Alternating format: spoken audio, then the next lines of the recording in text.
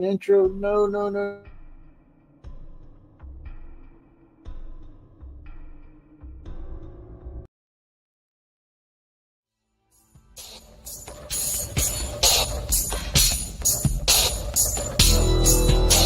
Welcome to the Outer Realm with Michelle DeRoche and Amelia Pisano.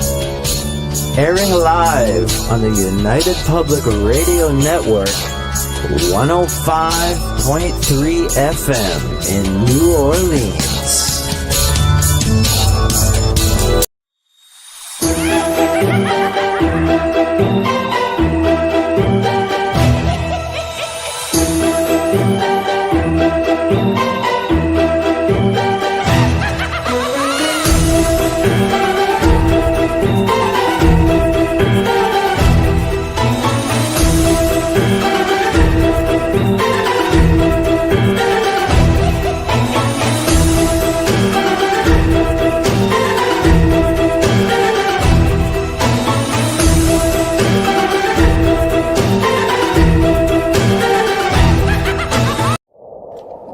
Welcome to Paranormal Heart Podcast with host Kat Ward.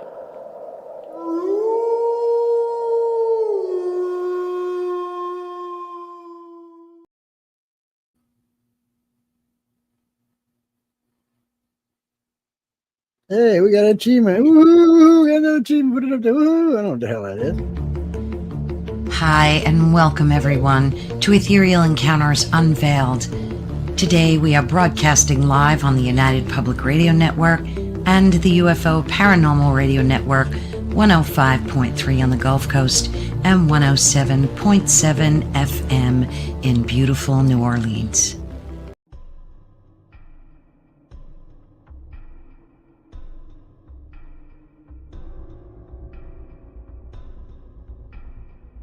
Welcome to Don't Whistle at Night podcast, where Navajo legends echo in the shadows. Darren and Dawn will guide you through the sacred fire of native storytelling, where the old stories breathe, the unknown walks among us, and voices, long hidden, rise to be heard. And remember, don't whistle at night.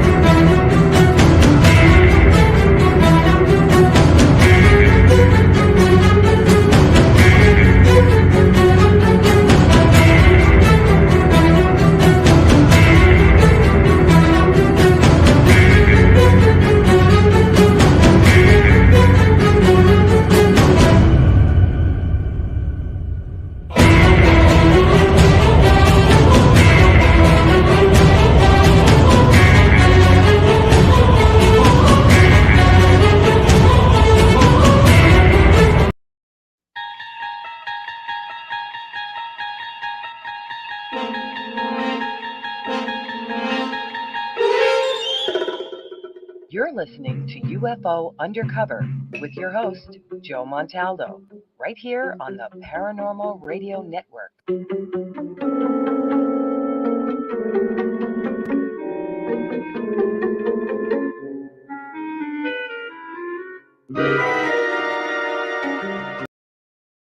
I had enough. Well, you drove out there into the middle of nowhere and had some sort of loud verbal display challenging ET in general out in the middle of nowhere? That's what I was doing. I actually had a pistol in my hand at the time. I was really ticked off. When I was having this fit, I was waving the gun in the air, okay, and I had this fit. And at this moment, I said, okay.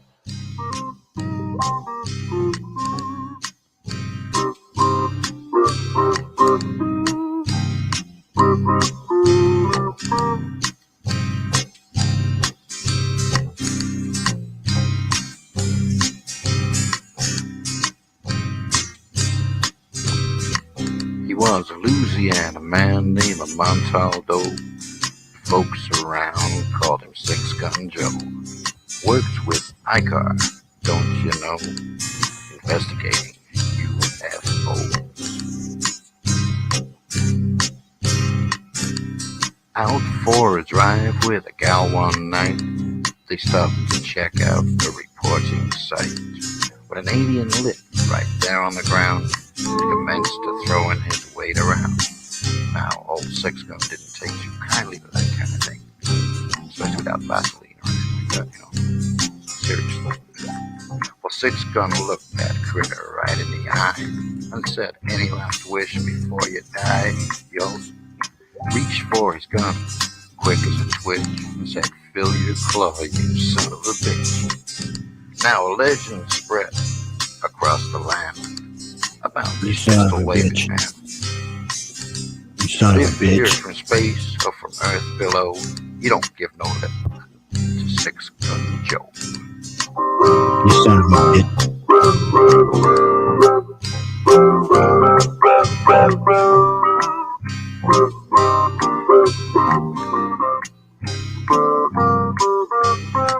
Son of a bitch.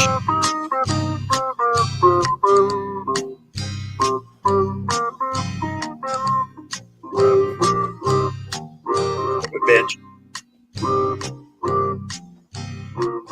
Son of a bitch.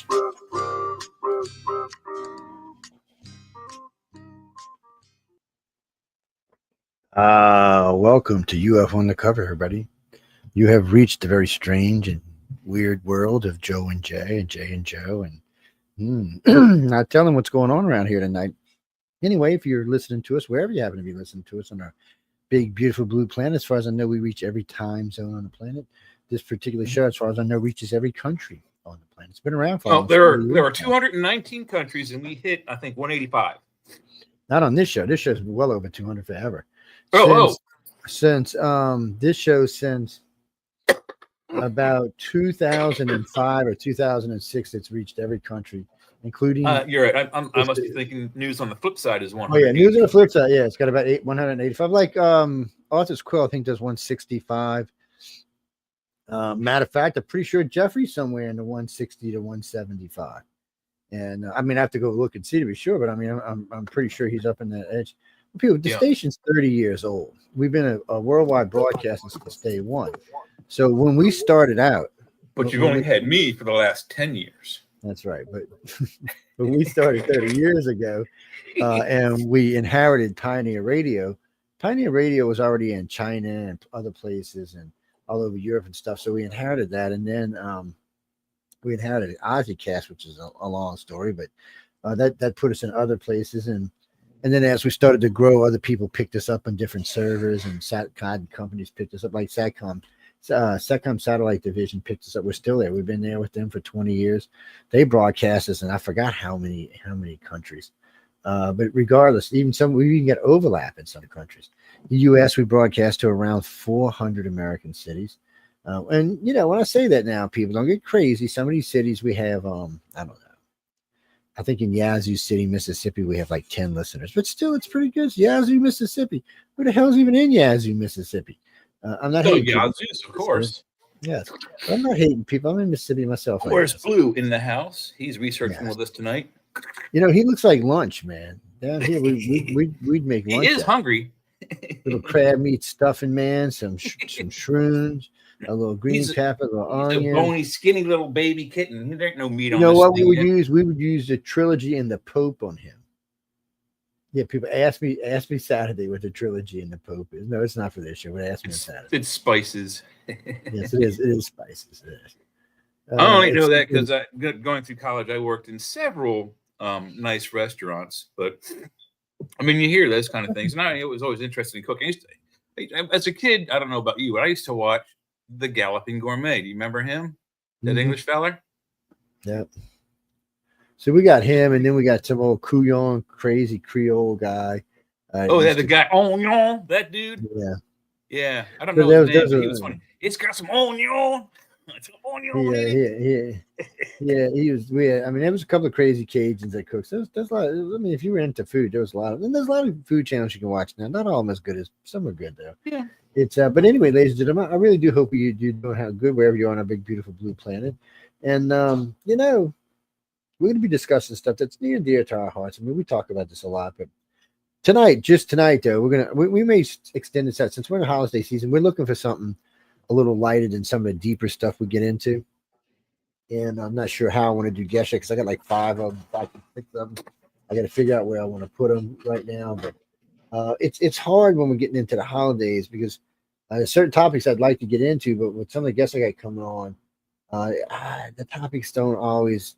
For this month, it would be okay because it's October. Let's be honest, and we're 16 days out of Halloween. So, oh man, I forgot that I usually play Halloween music, but I forgot tonight to play it then.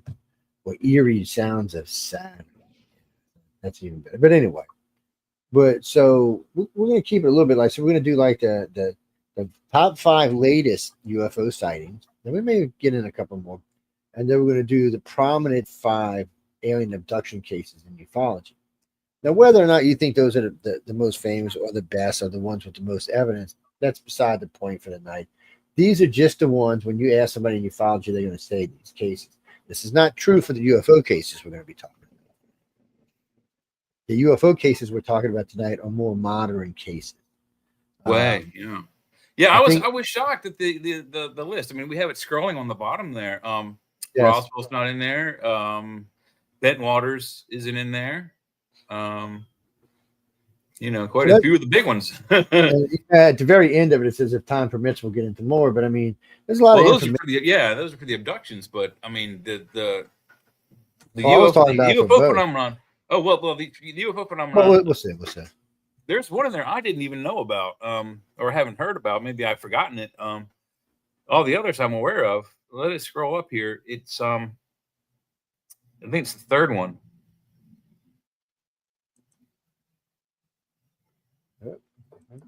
Oh wait, I can actually look at the banner here before it scrolls past. It was the lights above New Jersey. 2001, the Jersey Turnpike lights. I don't remember that at all. I mean, and I've been researching this as long as you have, so I missed. But the others are all. I mean, Nimitz one, and the other one is the 2015 one. Well, so the Turnpike one, the first time I even heard about anything about this, somebody was telling me about the Jersey Devil, and whatever highway to Jersey Devil, and they go on and on and on and on and on about it. And then the 2 of them got to tell him, but there was this incident on the Turnpike a while back, and then it happened again in 2001. They went in and told me, but the problem for me was that was really the only place I had heard it from. It's hard to judge a case sometimes when it's I don't remember the UFO part of it, but I remember the Jersey Devil case. Yeah, that's a whole different thing. Yeah, we weren't prepared for this. I didn't look. I mean, I just came in here about 20 minutes ago and started fixing the banners. But the Jersey Turnpike one, no clue. The Jersey Devil one, as far as I recall, Route 66, the route that killed what's his name, famous actor. Used to go from, I think it was San Diego all the way across the desert we have out there in Nevada, all the way, and I think it terminated in New Jersey, but it went across the entire country, 66, and it went, I believe it went through parts of Virginia, a little bit of Maryland, and then and I think it terminated somewhere in New Jersey, and I think that the Jersey Devil stories revolve around that. The New Jersey Turnpike, however, is not 66. 66 is an east-west. The Jersey Turnpike is a north-south. So I don't know how they're connected. And maybe we need to look that case up. I've never ever heard or read anything on that case. So it's new. Yeah, they well, I mean, this case has been around for a while now, but it just for some reason doesn't get talked about. But none of these cases we're looking at here, 25 years old, but still. But compared to the primary cases that you'd normally talk about, it's a youngin. I mean, Roswell's 80 years old. Yeah, or more. Yeah, or more. Travis Walton's case has got to be 50 years old, or 45, 46 years old for sure. Yeah. It was way back in the 70s, or in the early 70s. So yeah, his is probably closer to 50. But I mean, here's a case we're going to talk about later on anyway, so we'll know. But oh, here we go. New Jersey Turnpike lights. This came out 8 months ago. Yeah, it just kind of sat there. It was one of those cases that For some reason, ufology just didn't pick it up. Yeah. They do that sometimes. It's weird though when the whole field just kind of sits off or something. But these are, by the way, this is History Channel's choice we're looking at. Oh, okay. It was you. So yeah, wow. All right. So this is like a multiple witness incident where people were pulling off the side of the roads, plural, like different highways in the area, and pulling their cars to the side of those roads, highways. The New Jersey Turnpike, I think, is 65 miles an hour, pretty fast, and it's rutted like hell. It's a very dangerous road, and they're pulling over to watch these things. That's bizarre. It's like I said, for some reason it just didn't really get that pull that you expected to see out of the case. I mean, never heard of it. What's that, Christopher? You know what? I'll check and see in a little while. Yeah. No, I was playing around with it earlier. I was playing with this computer and I got to playing with Pal Talk. So I hadn't really did anything with it yet. So it was doing whatever its upgrades, seeing if it was finished doing its install, whatever the hell it was doing. I was busy playing with other stuff. When I do archives, I got to keep archives up for them. Michelle's a meanie, man. You don't keep them archives up, she will smack you. This story was posted this year, but apparently this took place in 2001. Yeah, 2001. Yeah. July 15th, 2001. Around 12:30 a.m., several witnesses reported seeing a formation of golden orange lit balls or lights hovering silently over the turnpike near Cataract, New Jersey. Never heard of it. Cataract, New Jersey. And get this. They described it as being arranged in a V-shaped pattern. Gee, doesn't that sound familiar?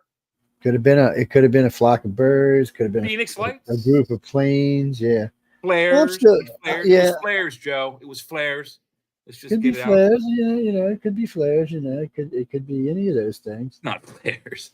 It could be flares, man. I see flares dropping feet. It was sequentially emitted swamp gas that was bouncing off the light of Venus. Oh no, while no, a comet flew by. It was just happened. Flares in swamp gas. That's what the problem is. And it kept lighting up the swamp gas. While Venus was in the sun, while the comet, something happened. Yeah. Anyway, that's just very interesting. Here, Jim. I don't know how you heard about it. Where did you hear about it?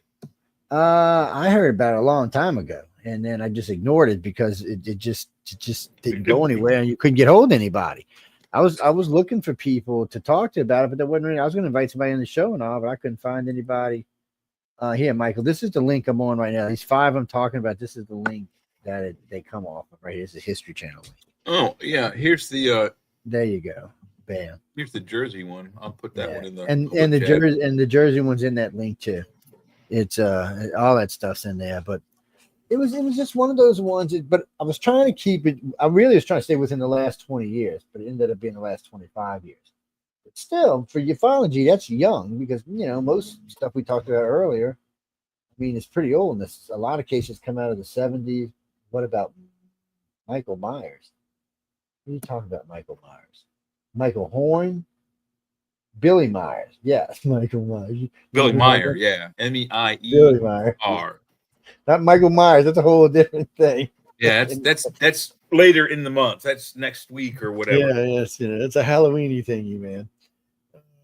Yes. Look it up if you don't know who it is. So you're telling me a name, you don't even know who the hell it is. Shame on you.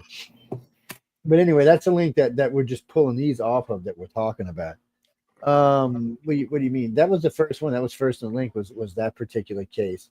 Yeah, we'll get you. The second one I put up, it says Anthony Jones 72. That's the Jersey Turnpike event that I had shown on the screen a little earlier. What the hell did I just do? Sorry, guys. I opened something I didn't want to open there for a minute. I was like, where'd that come from?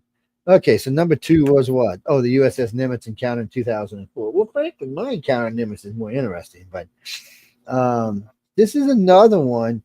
So these guys came. This is another one ufology ignored. It didn't for a little bit, but then now it just ignores it. I don't hear about these guys anywhere. Well, I mean, even the more recent ones that with the the Tic Tac video and the gimbal video and what's the other one? There's 3. They dropped 3 of them at once.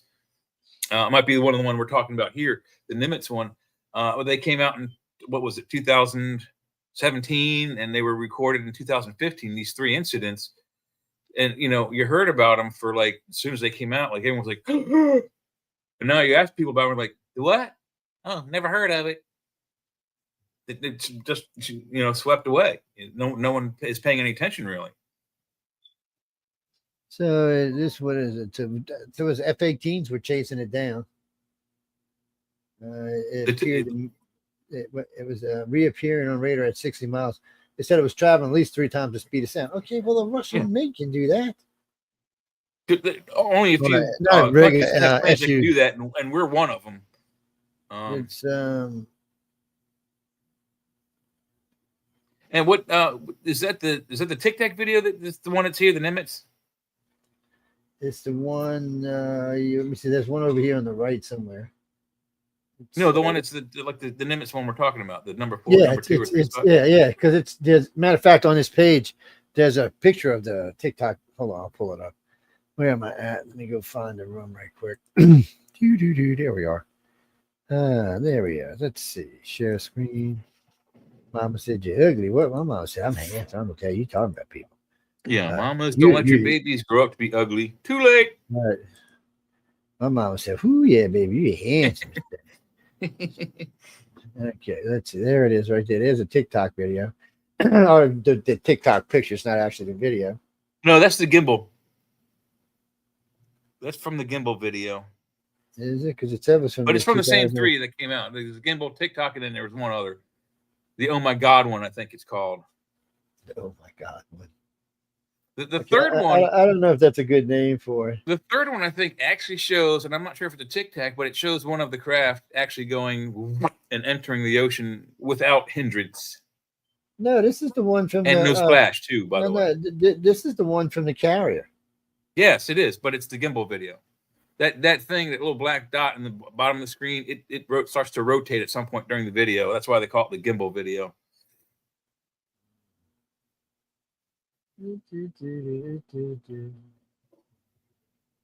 Yeah. We don't care what the time has to say. Yeah, Nimitz has been famous for UFO encounters. So, well, I mean, it's the world's largest. It's a city floating out in the ocean. It's the brightest thing. I mean, if you were flying by here in a spacecraft, but you were half drunk, you could see it floating in the ocean. It's so big. But it's the best place if you want to have secret private meetings that no one can see, including the press. Yes. Or other countries. That's the place to go. Now, the next one. Well, there's not much to talk about the Nimitz thing. I mean, we can go get the whole story up if you want, but I mean, really and truly, they encountered the UFO. They tried to pursue it. It took off, left them sitting in the dust. They never could catch it. Then it disappeared. Then it came back, and they just never could catch it. It's basically, as far as I know, they didn't fire on it. I never heard anything about them firing on it. We mean, why would they fire? Because the Navy jets, the F-18s, I think, are like Mach 1.6, 1.8. I don't think they go any faster than that. We'll give them 2. I'd say Mach 2, 2.5 is probably their upper limit, and what they have listed in like the Jane's books is like the lower limit. But yeah, they probably have. I could actually tell you the real speed of it, but then I breach my agreement. But anyway, but an F-18 couldn't have caught something moving at Mach 3. That's all I can tell you. I ain't gonna tell you how fast they go. No. I'll tell you, it wouldn't have caught it. One of our missiles maybe could have, but not, one of our missiles could have traveling around Mach 5, Mach 6. One of our missiles could have, even at Mach 3.5, could have caught it. Especially if the plane was trailing fairly close behind it. Well, if the gimbal device was moving at Mach 3 in the video, the pilot's video, the overtaking device would have to be going at least Mach 3.1. They're going exactly the same speed, even if they're one's heavier than the other, lighter than the other. It wouldn't matter. They would both be going the same distance. They'd never catch up. So it'd have to be going at least 3.1 Mach. So that's the minimum. I think some of those little missiles do around 3.2, 3.4. So, well, the problem with them traveling at 3.1, John, is that if it's a consistent speed and there's a big enough gap, it's a good chance the missile will run out of fuel before it gets to its target. Most of those wing fired missiles, though, by the way, are solid rocket fuel. There's no liquid in them. It's solid rocket. So they weigh quite a bit with the solid, combustible fuel. And so as that missile launches, that fuel, it starts to burn away. And as it burns away, and the ash is just being pumped, pushed out the ass end of it, the device gets lighter, therefore it gets faster. So it probably starts off at like Mach 1 right off the wing. But as if it goes any faster, it would make the spin, it would make the plane flat spin, which is very deadly. The pilot would probably, if he's not good, would not recover. He would have to eject, and then the plane would crash into its shadow.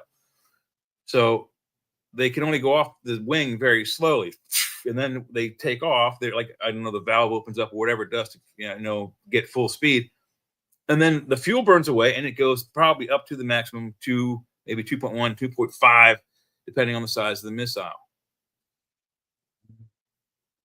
Jimmy, I used to know all the speeds of all the missiles the Navy had, but some of that stuff's been upgraded. It's like the Sidewinder. Okay? Most of them have been upgraded, and some of them have been top secreted again. So while I was in the Navy, the Sidewinder had been upgraded at least twice, and it did a couple things: bigger explosives, faster missile, better guidance, and God knows what they have now.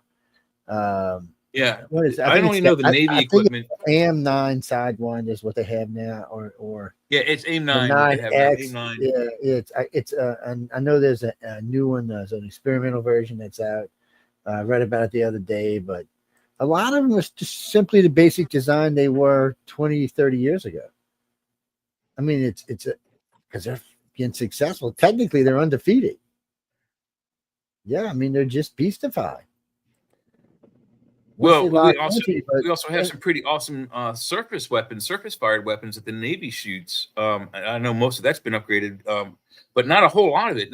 As I've been following what the Navy does and has, they had in the 80s they had a torpedo. They started off with the 48 Mark 48 torpedo, and then they upgraded it and called it the ADCAP Mark 48, and the ADCAP was added capacity. So that capacity for added was either fuel to go further and faster, or payload to go shorter and boom, more deadly.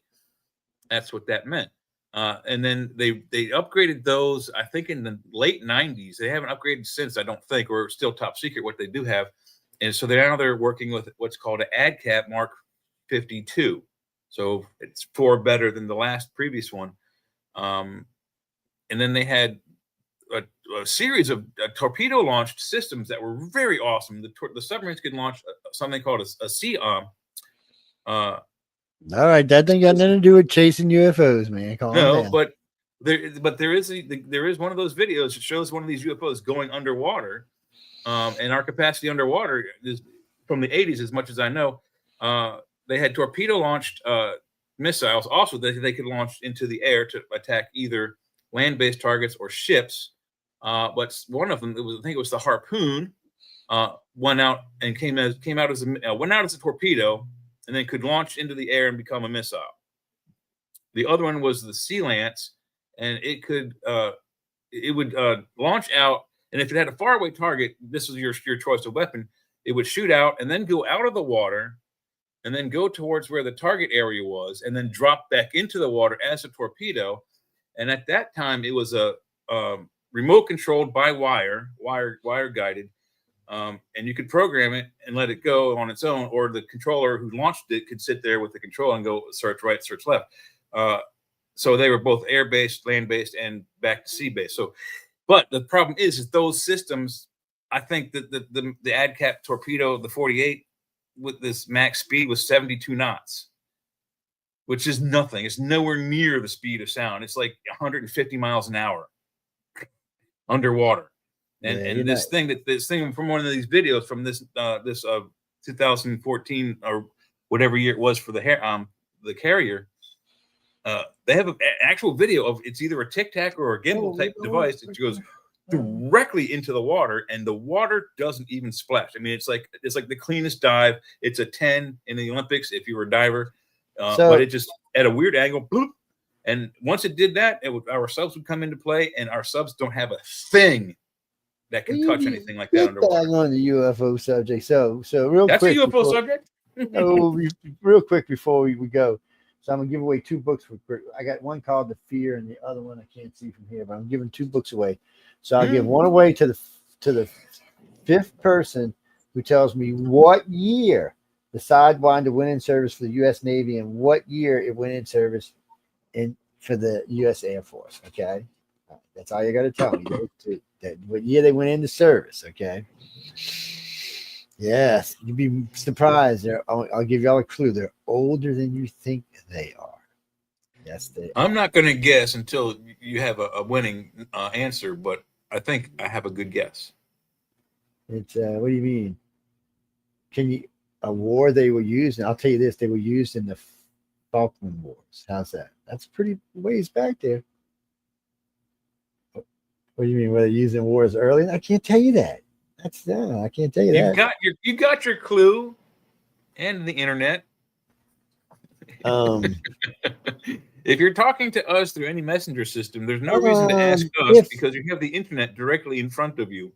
If I remember correctly, the Falcon Wars were in '82. I pretty much bet money on. I will tell you this: is '82. Yeah, and I will tell you this: they were also in the Lebanon War, which was also in '82. They were also in an air battle near Tobruk Gulf War, but that was in '89.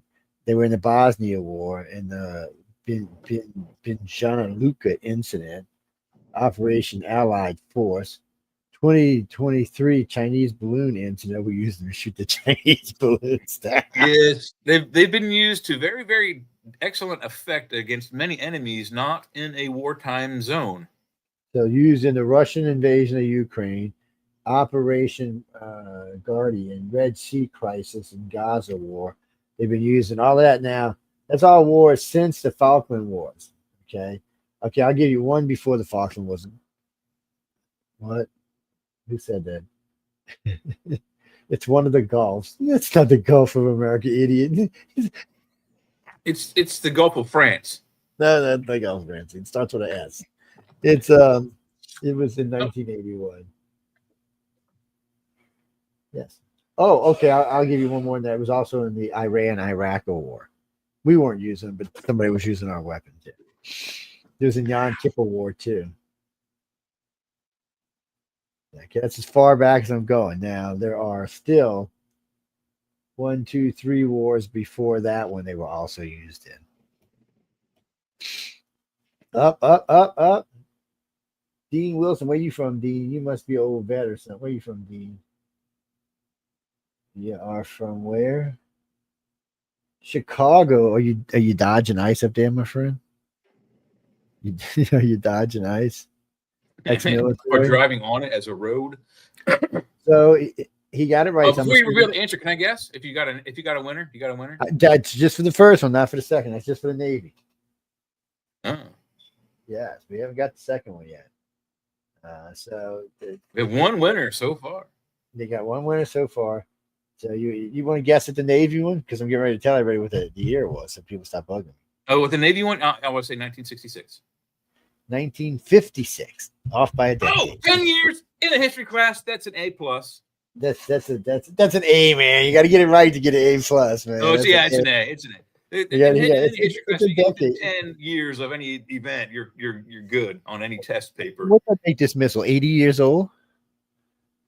I'm 59. It would be 69 years old.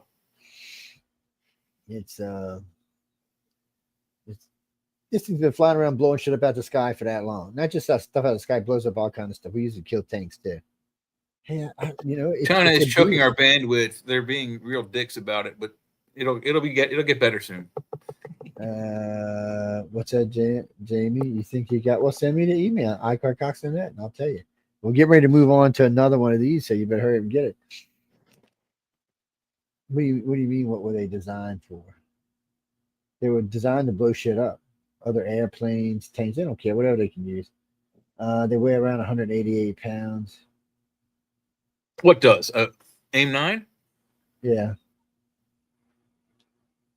They're 9 feet 11 inches long. So when you shoot an AIM-9 Sidewinder, what do you say? Do you say Fox 9 or you say Fox 1 or 2 or 3? I don't get the Fox. Well, the Fox is the 1, 2, or 3 is just simple The first missile is what missile you're firing. No, first, second, or the third Fox. out from the Yeah, wind, the Fox is to represent the missile. The number is just simply which one you're firing. And after you fire one, of course, the second one is 2, 3, and 4. Well, how many have you got on board? Because you might have other stuff on board too, so it might be something else. Red 3 or something like that, because you've been firing something else. Oh, I know that or at least on the radio chatter that they have to say when they're igniting their guns. When they're shooting their Gatling. The warhead weight is 20.8 pounds. What is it? TNT? It doesn't say. It's got a proximity fuse. Its engine is Hercules Berman MK-36 solid fuel rocket. Top speed Mach 2.5. That's what I was looking for. All of that just to find that. Okay, you're a crappy rocket. You can't even catch an Su-57, man. What are we going to do with you? Jenny, you got it right. Where you from, Jenny? Christian Bay. Oh, you're down there for the for the Charlie Kirk Memorial, yeah. It's but you got it right. That's when they entered the Air Force and service. I don't know why they were 10 years later. I don't. Yeah, but that's when they entered. So I'll tell you what. Let me tell you which one you're going to be getting, because your first guy's going to get fear.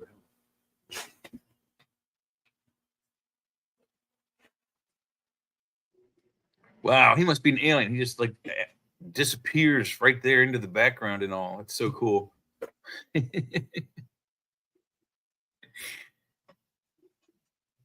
Oh, there he is. Damn it.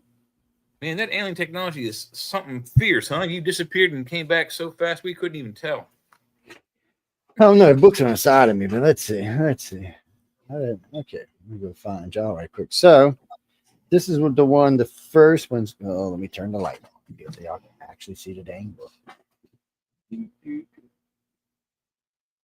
So this is the one we're giving away to the first one. This is Fear. From what I understand, is a pretty damn good book. No, it's disappearing with your background. You might have to turn the background off. Oh, that's right. I'll have to turn the background off. Anyway, so that's the first one you're going to get. And for you, the one who just Buckskin Brigade. I wonder what this could be about. The guy's got blonde hair and Indian things and blue eyes. Sounds like a band of Indian space hunters. Come down to it's from L. Ron Hubbard. Both books are from L. Ron Hubbard. Fear. The other Fear. Oh, you can't see it anyway because of the background. I keep forgetting I got a background. I'll have to turn it on. Hey, how you doing? But anyway, those we gave those away. I got a whole case of them to give away. So I started giving away books through the holidays. I love giving away books. What was I looking for? What did I forget? Oh, I forgot what I was looking for, man. People happens when you're crazy. You forget stuff. It's just part of life. Okay, so the O'Hara International Incident, y'all should be familiar with. It was pretty well notarized. Well, it was across a lot of news media. I remember when that one came out. It did hit every rag, every newspaper, every like the National Enquirer even had it and ran it. Every TV show that was news, magazine oriented. 2020, Unsolved Mystery. Everybody played that. Yeah. So it was flight 446. Was getting ready to fly out to North Carolina from Chicago O'Hare. That's where it was, and it was just sitting there. It was around 4:15 p.m. And a saucer-shaped craft was spotted. Was it over the airport, like the gates, or was it over the runways? I think it was over the buildings, wasn't it? No, I think it was off to the side. But so 12 United employees and a few other people seeing it. When I remember seeing the picture, it was like off over the field of the grass or something. The witness said it hovered for about 5 minutes before shooting upward, where it broke a hole into the clouds. Yes. Enough that the pilot and the man could see the blue sky. Well, broke a hole in the clouds, you're going to see the blue sky. The news reports became the most read story on the Chicago Tribune website to date, and even managed to make international news. Well, But since the UFO was not seen on radar, the FAA called it a weather phenomena and declined to investigate. Yeah. Boo. Here we go. Boo, FAA. Boo. There's a picture of it. I got it. I got it. Oh, okay. You're going to post it up. I got the page now. It's waiting for it to load. Oh, okay, let me get all these ads out of here first. What the hell? You know, I mean, Jesus. It's like you can't even we're get into the content before the ads just like block the whole screen. No, we're going back to some of the old things, so we have time constraints. Yes. Okay. Why do you think I only said 5? Because any more than that, we wouldn't have been able to squeeze into an hour.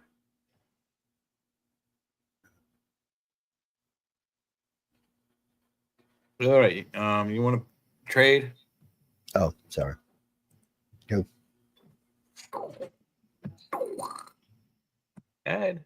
Oh, there we are. Let me see if I can make it any bigger. Yeah, see, I remember him saying it was like cylinder shape. It's right over it's over the top. It looks like it may have. I don't know if there's airways over the airlines or runways on the what's directly under it, but it looks like it's over top of the main, airport building.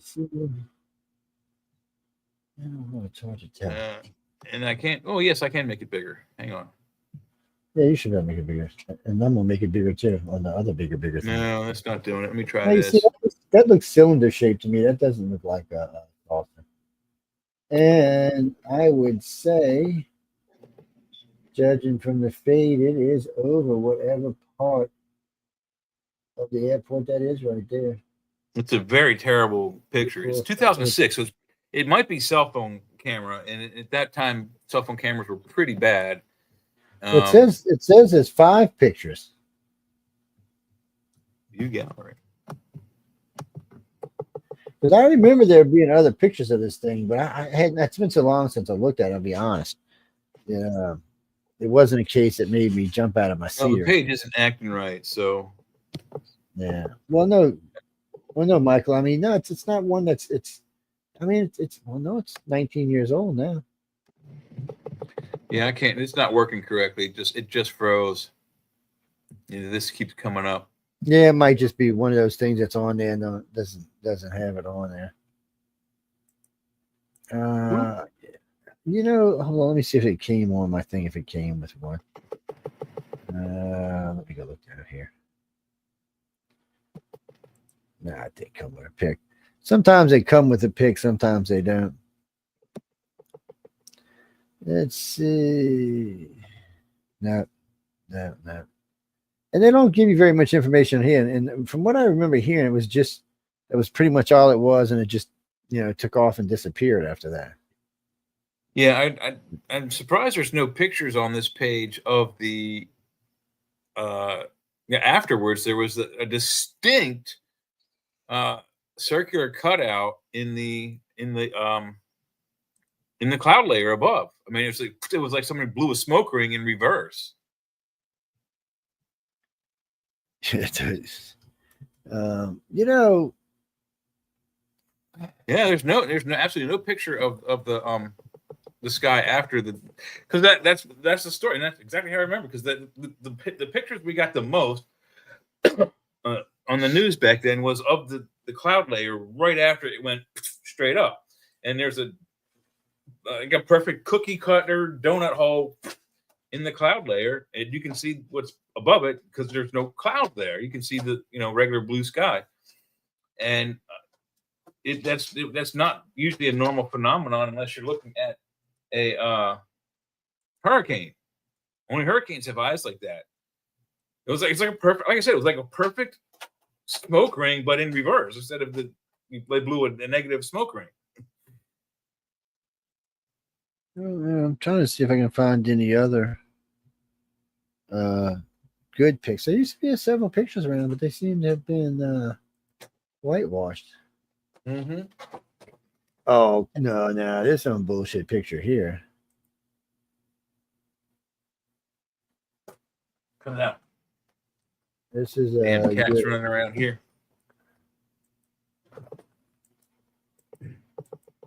Yeah. It's not a scratching post. He likes playing croquet, so he's trying to get into my croquet set. I wonder if it'll let me go through these. Let me go back and see. It might. Let me see. Frankie, Johnny, Wani. Hold on. Let's see. Where am I at? There we go. There's the room. No, we're not going to add the stage. We're going to remove that for a minute. Let me see something before I remove it. I can't make sure I had it. Delete. No, Jack, we can add almost anything to the screens as long as it's available. Yeah. Okay, let me go back. Is that on our screen? No, let me throw it up. All right, it's up. Okay, so what do you see? Yeah. Okay. Is that what you see, a UFO? I see a lenticular saucer above a 707. Okay, did it That change? might be 747. Gimbal. Okay, all right, here we go. So you can see it. All right, I don't know what's here. I don't see anything. I'm sure I'm going blind and missing something, but Yeah. Yeah, plane's awful close to the airport. Like the first picture almost. Go back to the first picture real quick. That plane's off the ground, man. Yeah, and go back to the first picture. Hold on, dude. It looks very similar. No, No, okay. That's That one, American yeah. Airlines. Yeah. Okay, yeah, it's a little different but close. That's United. Dude. We got lots of these, man. What? Now, what's going on here? You see anything? That's Chicago O'Hare, though, I believe. Yeah, I don't see anything there. Oh, it's a revamp. We don't care about a revamp. What the hell they threw that picture in there for? What the hell? No, that's a lenticular cloud. That's not. It's a natural phenomenon. I've seen that I'm before. going to tell you what that looked like. It looks like a couple idiots with lasers trying to blind pilots. This could be a little triangle or something. Look at that. This was in Texas, huh? Texas County. Now, see, this is the one we were just Chicago talking O'Hare. about. Yeah, this is the one we were just talking about. I knew it was in here. So now here it looks like a saucer in these two. So now when you look at this, though, here it's over this, what looks to be the terminal, but here it looks to be over a parking lot or a hangar or something. It's a hangar. The curved roof is a giveaway. It's a hangar. Oh, yeah, that's a hangar right there. Yeah, I've just seen this in front of it. So that's the O'Hara site, people. That's the one they're telling us about. Well, we wanted y'all to see it so you knew what we were talking about. See, there it is again. There it is again. From that distance, it's got to be. That's not a saucer. That's a carrier. That's a cigar shape. It's Mothership, if you will. That's okay, I'm fake. not even believing this one. That's fake. Oh, there's a whole video for this. Oh no, they said there's a whole. No, people didn't give me the video, but it said it doesn't give it to me. I see it. Yeah. Yeah, it doesn't. It's not something we can have. Okay, what is it? Oh wait, so it's a bubble that floated up that made the. Oh, that's what made the UFO. It was a balloon. Yeah, get the fuck out of here. Pardon my French. Okay, that's lenticular cloud, natural formation. So that's the O'Hara one right there. It's a cigar. See, now it looks like it's in front of this. Yeah, it's just it's out of focus, so the depth of field is out. There's no. Well, you know what's nice about this picture? Hmm. So what do you think the distance is from this pole to this pole? 20 feet, 30 feet? Because that's a decent sized hangar. I would imagine these are at least probably 10 about feet, 60 feet. I say there's probably 60 feet between those two. Because look at those two double doors. They're at least double wide garages. That's at least 22 feet. So that gives you an idea. We're just using this to judge the size. 40 feet? At least 40, yeah. 40 feet. So that's this little UFO you're looking at here is a little shorter than 40 feet. I couldn't tell you how wide it was, but maybe 40 by 40, something like that. It's 40 feet long for sure. It might just be it may be just a cylinder that's kind of chunky in the middle, but it definitely is not a lenticular saucer. It's not two inverted pie plates, if you will. Whoops, sorry. Hey, I've never seen one of those before. What the hell is that? UPS has their own planes? I know. Huh? Yeah, UPS definitely has their own planes. No, I know that it was a joke, Joe. Come on. Oh, yeah, I wasn't sure, man. You might have been cracking on me or How long something, have I man. been working in logistics? I'm just saying, man. You might have been cracking or something. Some people revert sometimes. Okay, this is what I guess this is an artist rendition of the. Yeah, it's got to be. Yeah, look at Chicago's way the hell over there. That's a lot fatter than the one in the picture, though. Okay, alien at the airport. We all get to look at it. Well, no, we're gonna have to take a quick break, like a 3-minute break. We're gonna play a song, and then we're gonna come back. Oh yeah. And then we're gonna be doing alien abductions. We're not even gonna get to Stephenville or the Go case. That'll have to be for next week. And we're not gonna get through all the abduction cases either. And I already knew that. There it is. Look at it. Make it banking a hard turn, man. Look at that thing. That's a tiny ass little thing compared to the one we were just looking at. Fake. Oh, look at that. It's a big dust particle on the guy's lens. There it is again. There it is. That is definitely a. It looks like a cylinder, but 100%. Yeah. I'd like to know what this is back here, so I could get some size, but it's haze or fog or something in the way. Yeah. There's some type of building back here. But I can't tell you what it is or how big it is. I see something. But it was a cloudy and hazy day, so there was very low visibility until it went through the cloud layer, and then you could see right straight through to the sky.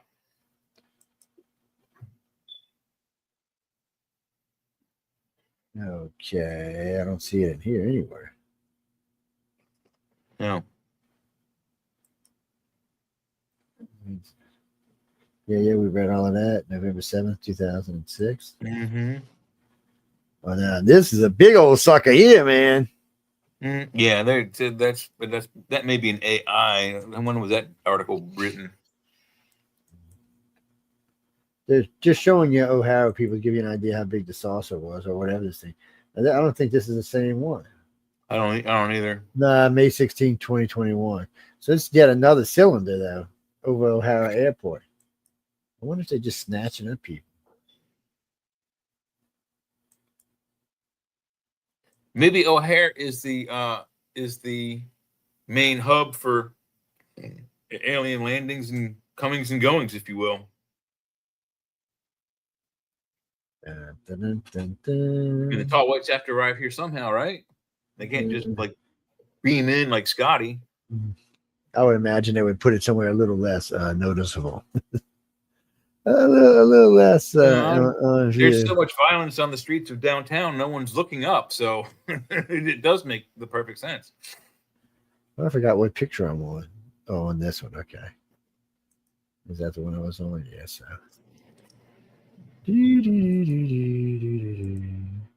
So apparently it's kind of a hot spot as far as airports and UFOs go, and that's fake. Well, airports get that's fake, dude. This is a plane here. Yeah, I can see the nav lights. Oh, so they're trying to say that's what this thing is taken from this view? Yeah, this is 2006. So this is taken from a front view. It's still big, though. I mean, it's still pretty decent. Well, if it's an airplane, it's going to be big, then. Well, I mean, it's far enough away. You can gauge that it would be as big as the plane that's on the ground in the foreground there. So it's not a stretch. No, it's. I don't know. That kind of looks like a little one of those little single wispy clouds there. So what's this? I mean, it's too small here. We can't really tell. I don't think that's real. Oh, look at that one. Yeah, man. We have come for you, you assholios. If you're an asshole, we're going to probe you. Yeah, see, I don't know. Looks like there's a fin underneath it or something. Or definitely no lights like a plane. Like it's a vortex even. Look at those lines. It looks like it's starting to. There's something I think I just realized. What? It's a portal? No. If you look at this plane right here, or I'm sorry, this thing right here, and if you look, you're going to see a black line coming out like this. I see it. And another one coming out like this. Yeah. You can see it in the blow up. You can see it in the blow up boxes. There are two of them, just like you described. Boom, boom. They're kind of grayish. Well, people, I think, oh, come on. Jay and I couldn't have solved this fast. Y'all have had this case for 19 years. Give me a effing break. If this thing I'm looking at right now is the same thing they took in the other picture, this is a plane. 100%. Look at that thing that's in the middle that we can see now in the blow up, in the little red blow up box. It's landing gear. It's a front nose. It's the nose landing gear. You can see two lights on the far wings, and then there's two more nav lights right in the middle of the wing, and then there's another bright one. It's probably in the middle of a flashing cycle right on top. I'm calling this a plane, people. I don't know about the other one. I don't. But if this is the same one as the other one, it can't be. Let me. It might have been the same day, but it's not the same object. There's no way that's the UFO.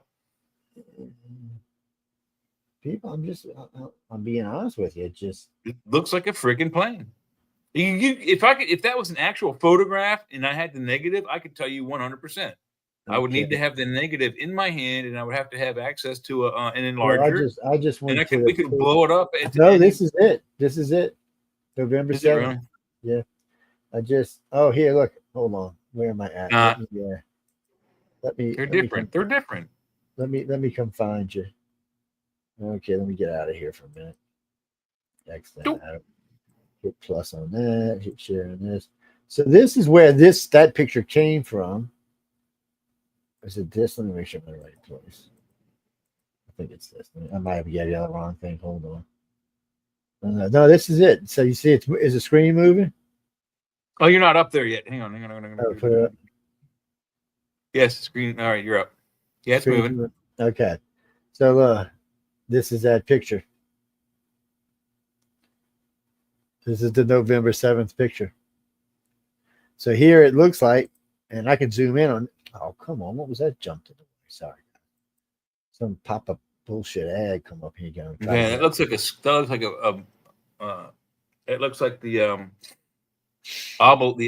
obelisk thing from 2001, the black object that kept messing everybody up. So look around, people. Look at the ground stuff. Look at this. Yeah. Let's go back up. This is it. See, there it is. This is just zoomed in. This is all the same picture. Yeah, they color corrected it too. Look at the color on the plane. They color corrected that whole. And now you can see this building in here much better back here, so we know what the size is, because this is at least probably 30 or 40 feet right here. I'm calling it a plane, guys. I'm sorry. Yeah, I can see contrails coming out of it.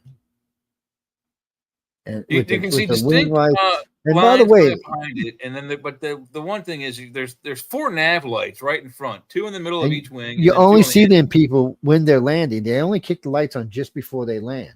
They don't fly around with them on. No, they don't. Just their. What are they going to bounce the lights off of? A freaking cloud? No, there's nothing up there. And the top bright light is very likely it's the top navigation light, which I think is either yellow or white. And it flashes, and it's in the middle of like a flash cycle, and it's at its brightest moment when this picture was taken. And then directly below that white spot, you see the nose gear coming down. It's already down. And I'll bet you in a few seconds, if you clicked it just another second more, you'd see the 2 wings sets of landing gear are down. It's a plane. I don't care what they say. I'm calling it a plane. Any altered photograph, even for the purposes of research, is an altered photograph. This is the actual photograph right there. That's an unidentified. Go up to the enhanced version, and that's not a building. Go back down, Joe. Go back down. That's not a building. That's a reflection in the lens or something. That's some kind of that behind the plane. You see the reflection. That's some kind of lens flare. But look up here. Yeah, it's not a building. Yeah, you can see stuff in it and stuff. Let me zoom in even more. Yeah, there's a window up here. There's a pylon here, a pylon here. It looks to me like an impression on the lens. Maybe there's a building. It could be a reflection, of a building it's picking up. It's ghostly looking. That's not a legitimate building. That's a lens flare. Actually, there's the side of a building. I'll bet you that's a mirror-faced building, and the sun's bouncing off of it somewhere nearby, just off angle, and impressing itself. This is graffiti right here. That's actually a face. That's actually big teeth. You see, like those Mexican skulls. That's what it is. Is the skull's green? You can see the 2 eyes. You can see the face, and then there's another head right here. that's what this is. But I don't. It's still where it is, where it still is, looks like a lens flare. well, it could be, but I mean, you can make out the distinct. I mean, there's a looks like a gutter right here. Whatever this open box is up here, then this pile in here, then this. Yeah, one I mean, I here. can clearly see that it's a building. And then type, you can actually see the faces here. That's too good. You can even see the hair. The way I still say it's a reflection. That's just reflecting into the camera from a weird angle. But yeah, that's not that building is. It doesn't matter anyway. It's an altered photograph. The bottom one you have an unidentified, and the top one, the altered photograph. It's plain. It's a plane, people. So or anyway, they altered it to make it look like a plane by adding the nav lights. So after nose 19 gear. years, ladies and gentlemen, on this show, UFO Undercover, in less than an hour. Well, it wasn't even that, about 30 minutes. Less than 5 minutes, sir. Yes, we once we found the pictures, we figured it out for y'all. Now, why? It's a hoax. But this is what's wrong with ufology today. So whoever picked this up, I think MUFON was originally who picked it up. Same thing with Stephenville. Yeah. They want it to be a UFO because they need that publicity.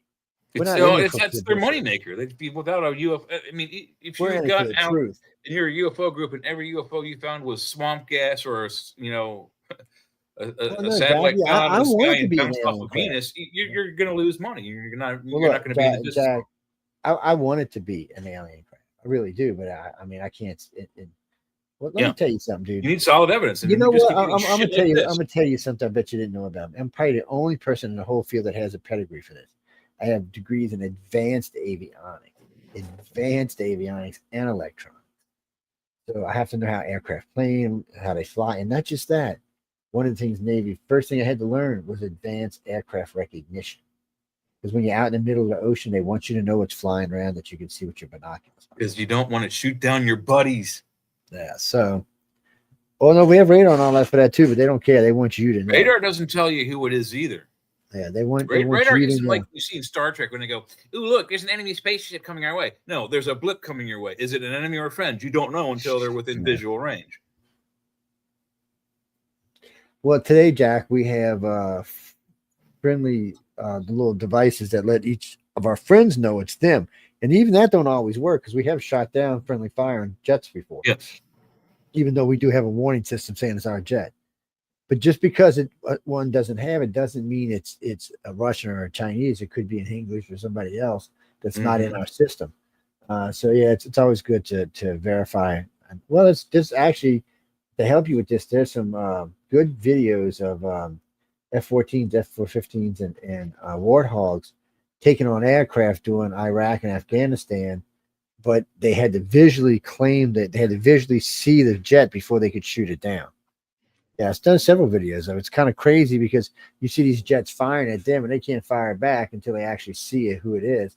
And then, of course, they shoot the living crap out of them. But it's but anyway, getting back, we're getting ready to switch over. This, my friends, unfortunately for y'all, is a airplane. 100% size one. I would say maybe the size of a 727. It's at least 727 or higher. It could be a 747. It could be a 787. What year was this? 2006. It could be a 787. Yeah, it could be one of them. That's one of the biggest planes out there. It could be an L-1011 Airbus. We don't know. It's unidentified, but it is definitely aircraft, earthborne. So when we come back next week, we will talk about the Stephenville case, and we will talk about the which these are the two we didn't get to, the East Coast Go Fast video case. We'll talk about those two. Now, both of these. Now, the reason we're talking about these is because these are inside. The Stephenville case is 2008. I went there and met all the witnesses. And then, of course, the Go Fast case was in 2015. So all these are relatively new cases compared to some of the other cases. Now, we'll probably, since we'll have a little bit extra time next week, we might throw in one or two of the older cases with these two new ones. But frankly, because we're going to be doing these, we're just out of time for those right now. That's all I'm trying to say. No, we're just out of time for those. But we're getting ready to switch over to alien abduction cases now. Ooh, good. Those are my favorites. So now we're going to do hold on, I'll tell you exactly what it says. Give me a second. It is, so let me delete this so I don't keep going over there by accident. This is we don't need that either, so I get junk all over the place. So this is the top 5 most famous abduction cases. Okay, top 5 most famous. Who's the poller? Who's making this poll? This is History Channel. History Channel's top 5 alien abduction cases. This is what they consider the top 5 cases, and this also comes from. They're also saying that ufologists agree with this. So the very first case. Well, wait, we got to stop. We got to go to break right quick. So anyway, we're going to play a song right quick. We'll be back in, I think, 3.5 minutes. And then we're going to start off with the Betty and Barney Hill case. That's number 1 on the list. Yes, number 1 on the list. So get your Betty and Barney Hill notes. It's one of our favorite ones to talk about, too, by the way. But we see, Jay and I got to keep it short because we'll never get to the other 4. We can be long-winded on the Betty and Barney Hill, so we got to be. Yeah, we can spend the we can do the rest of the week on it. So anyway, we're gonna Danny Lewis Thompson.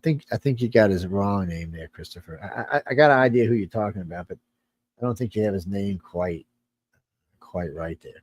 But anyway, we're going to take a break. We're going to be going for about 3 minutes and 27 seconds. Enjoy the song. It was actually written for this show by a fairly famous individual. I'm not going to tell you who.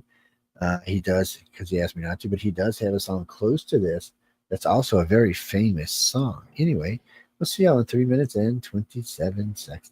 I was going to say sexy seconds.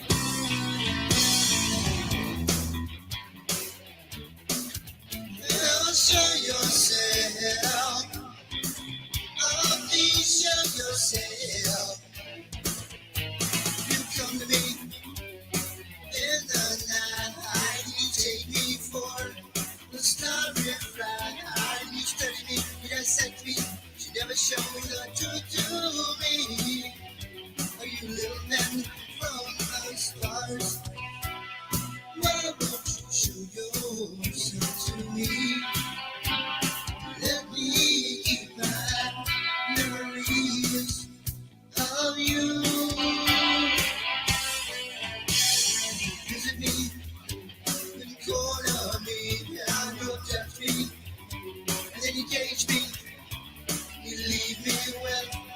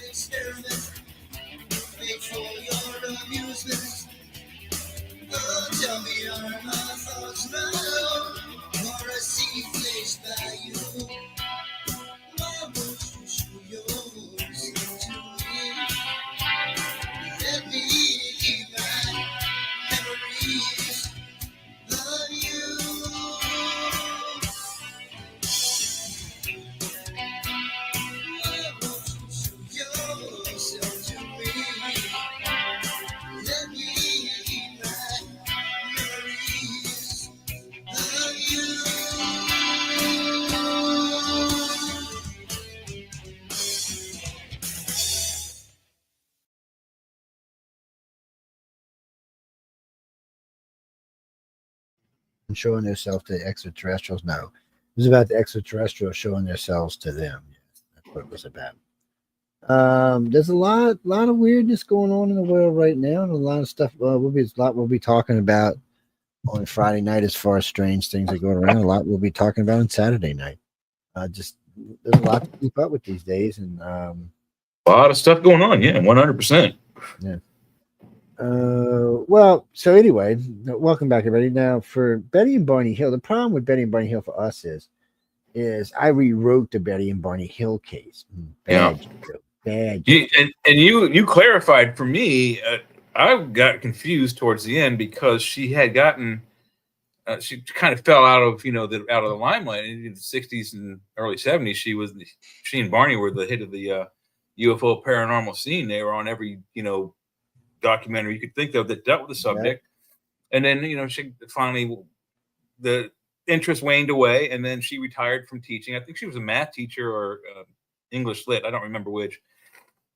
But not her last interview. She was like very old in a very like thin Walmart, print patterned summer dress. And she didn't look well. She didn't look very good at all, but she gave her testimony once again. And then she started saying about the screens that the man in the uniform and the hat pulled down. I don't know if she said hat, but he pulled the screen down to show her the space map that he had.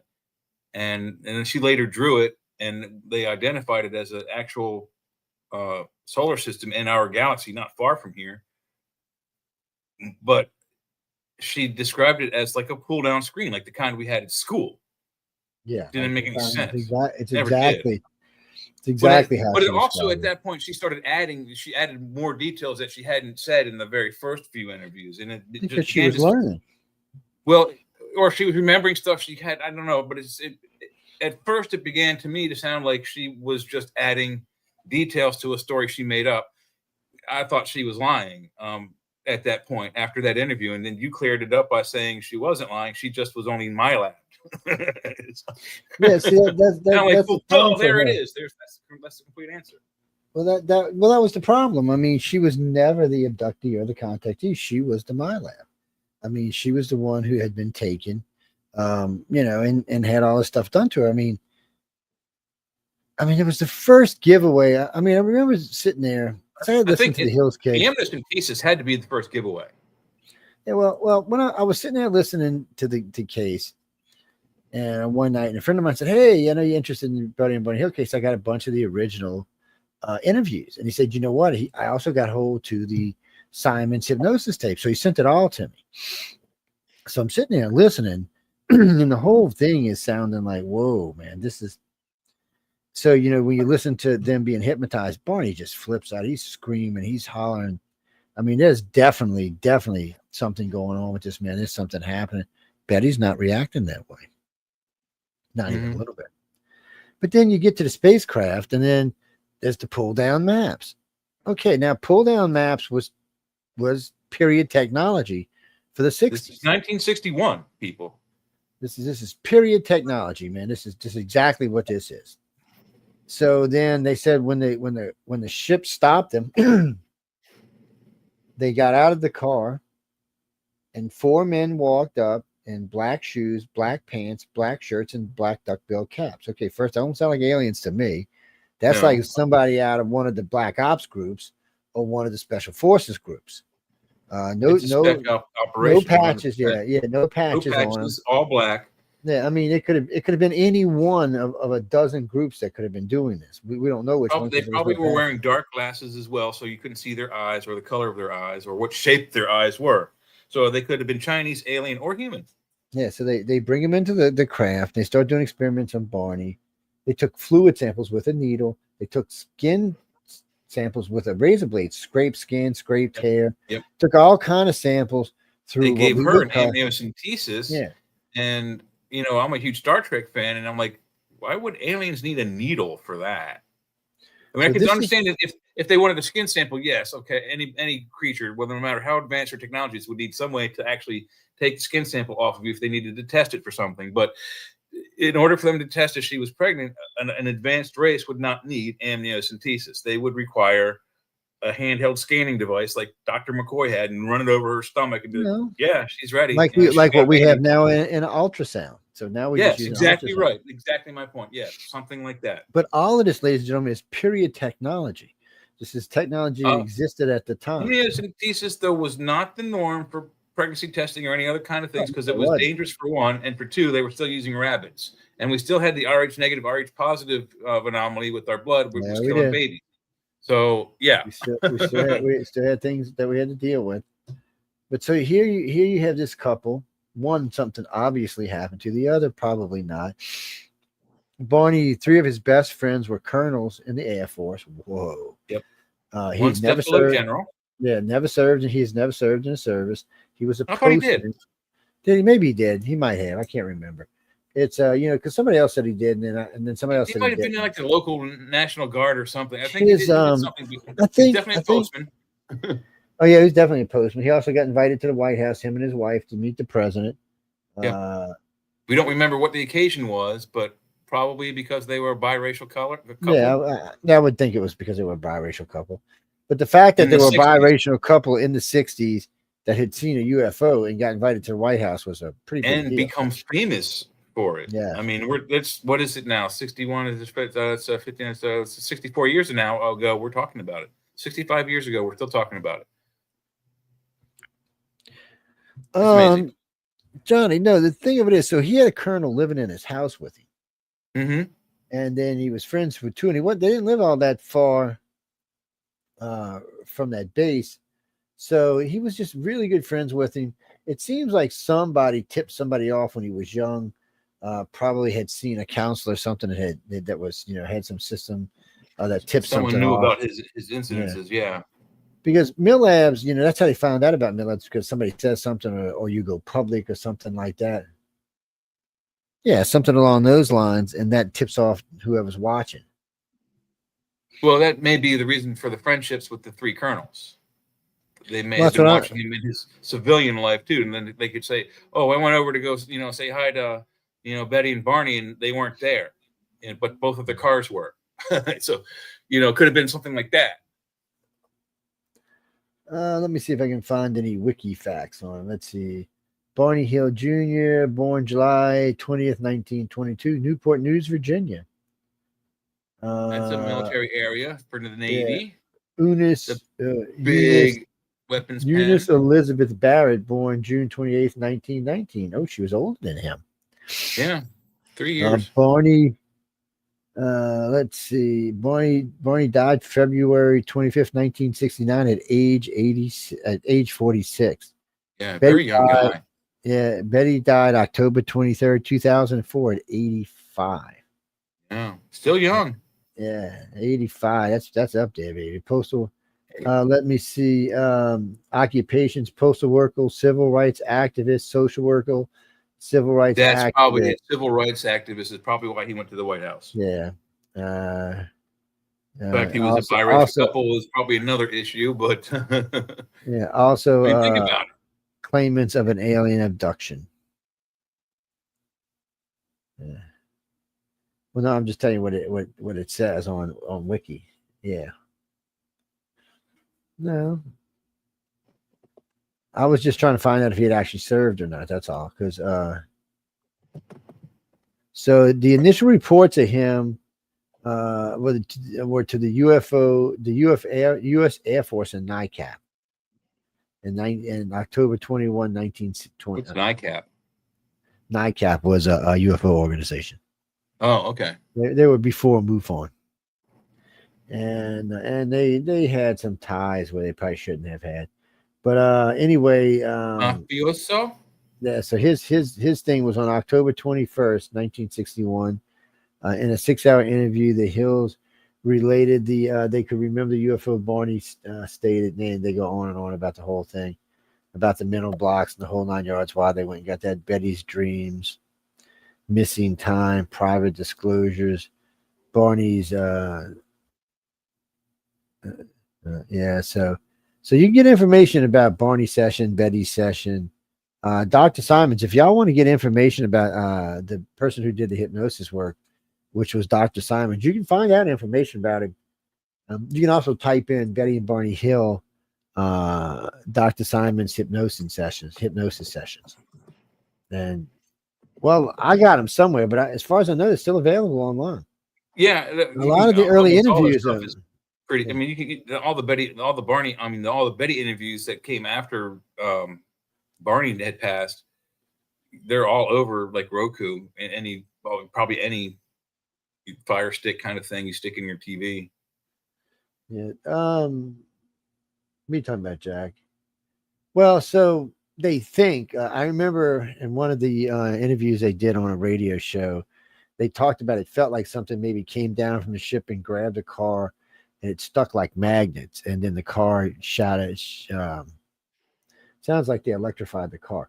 What's funny about that is if it was a tractor beam, it would probably feel like magnetism because it is electromagnetism. No, it left physical marks on the car. It was 3 or 4 little dish-shaped marks. A physical device actually grabbed them. And it sounded like it was like some round magnets grabbed hold of the car and shot down.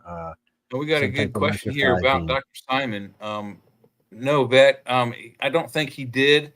He did a few things, but he soon passed after the Betty and Barney Hill incident came out.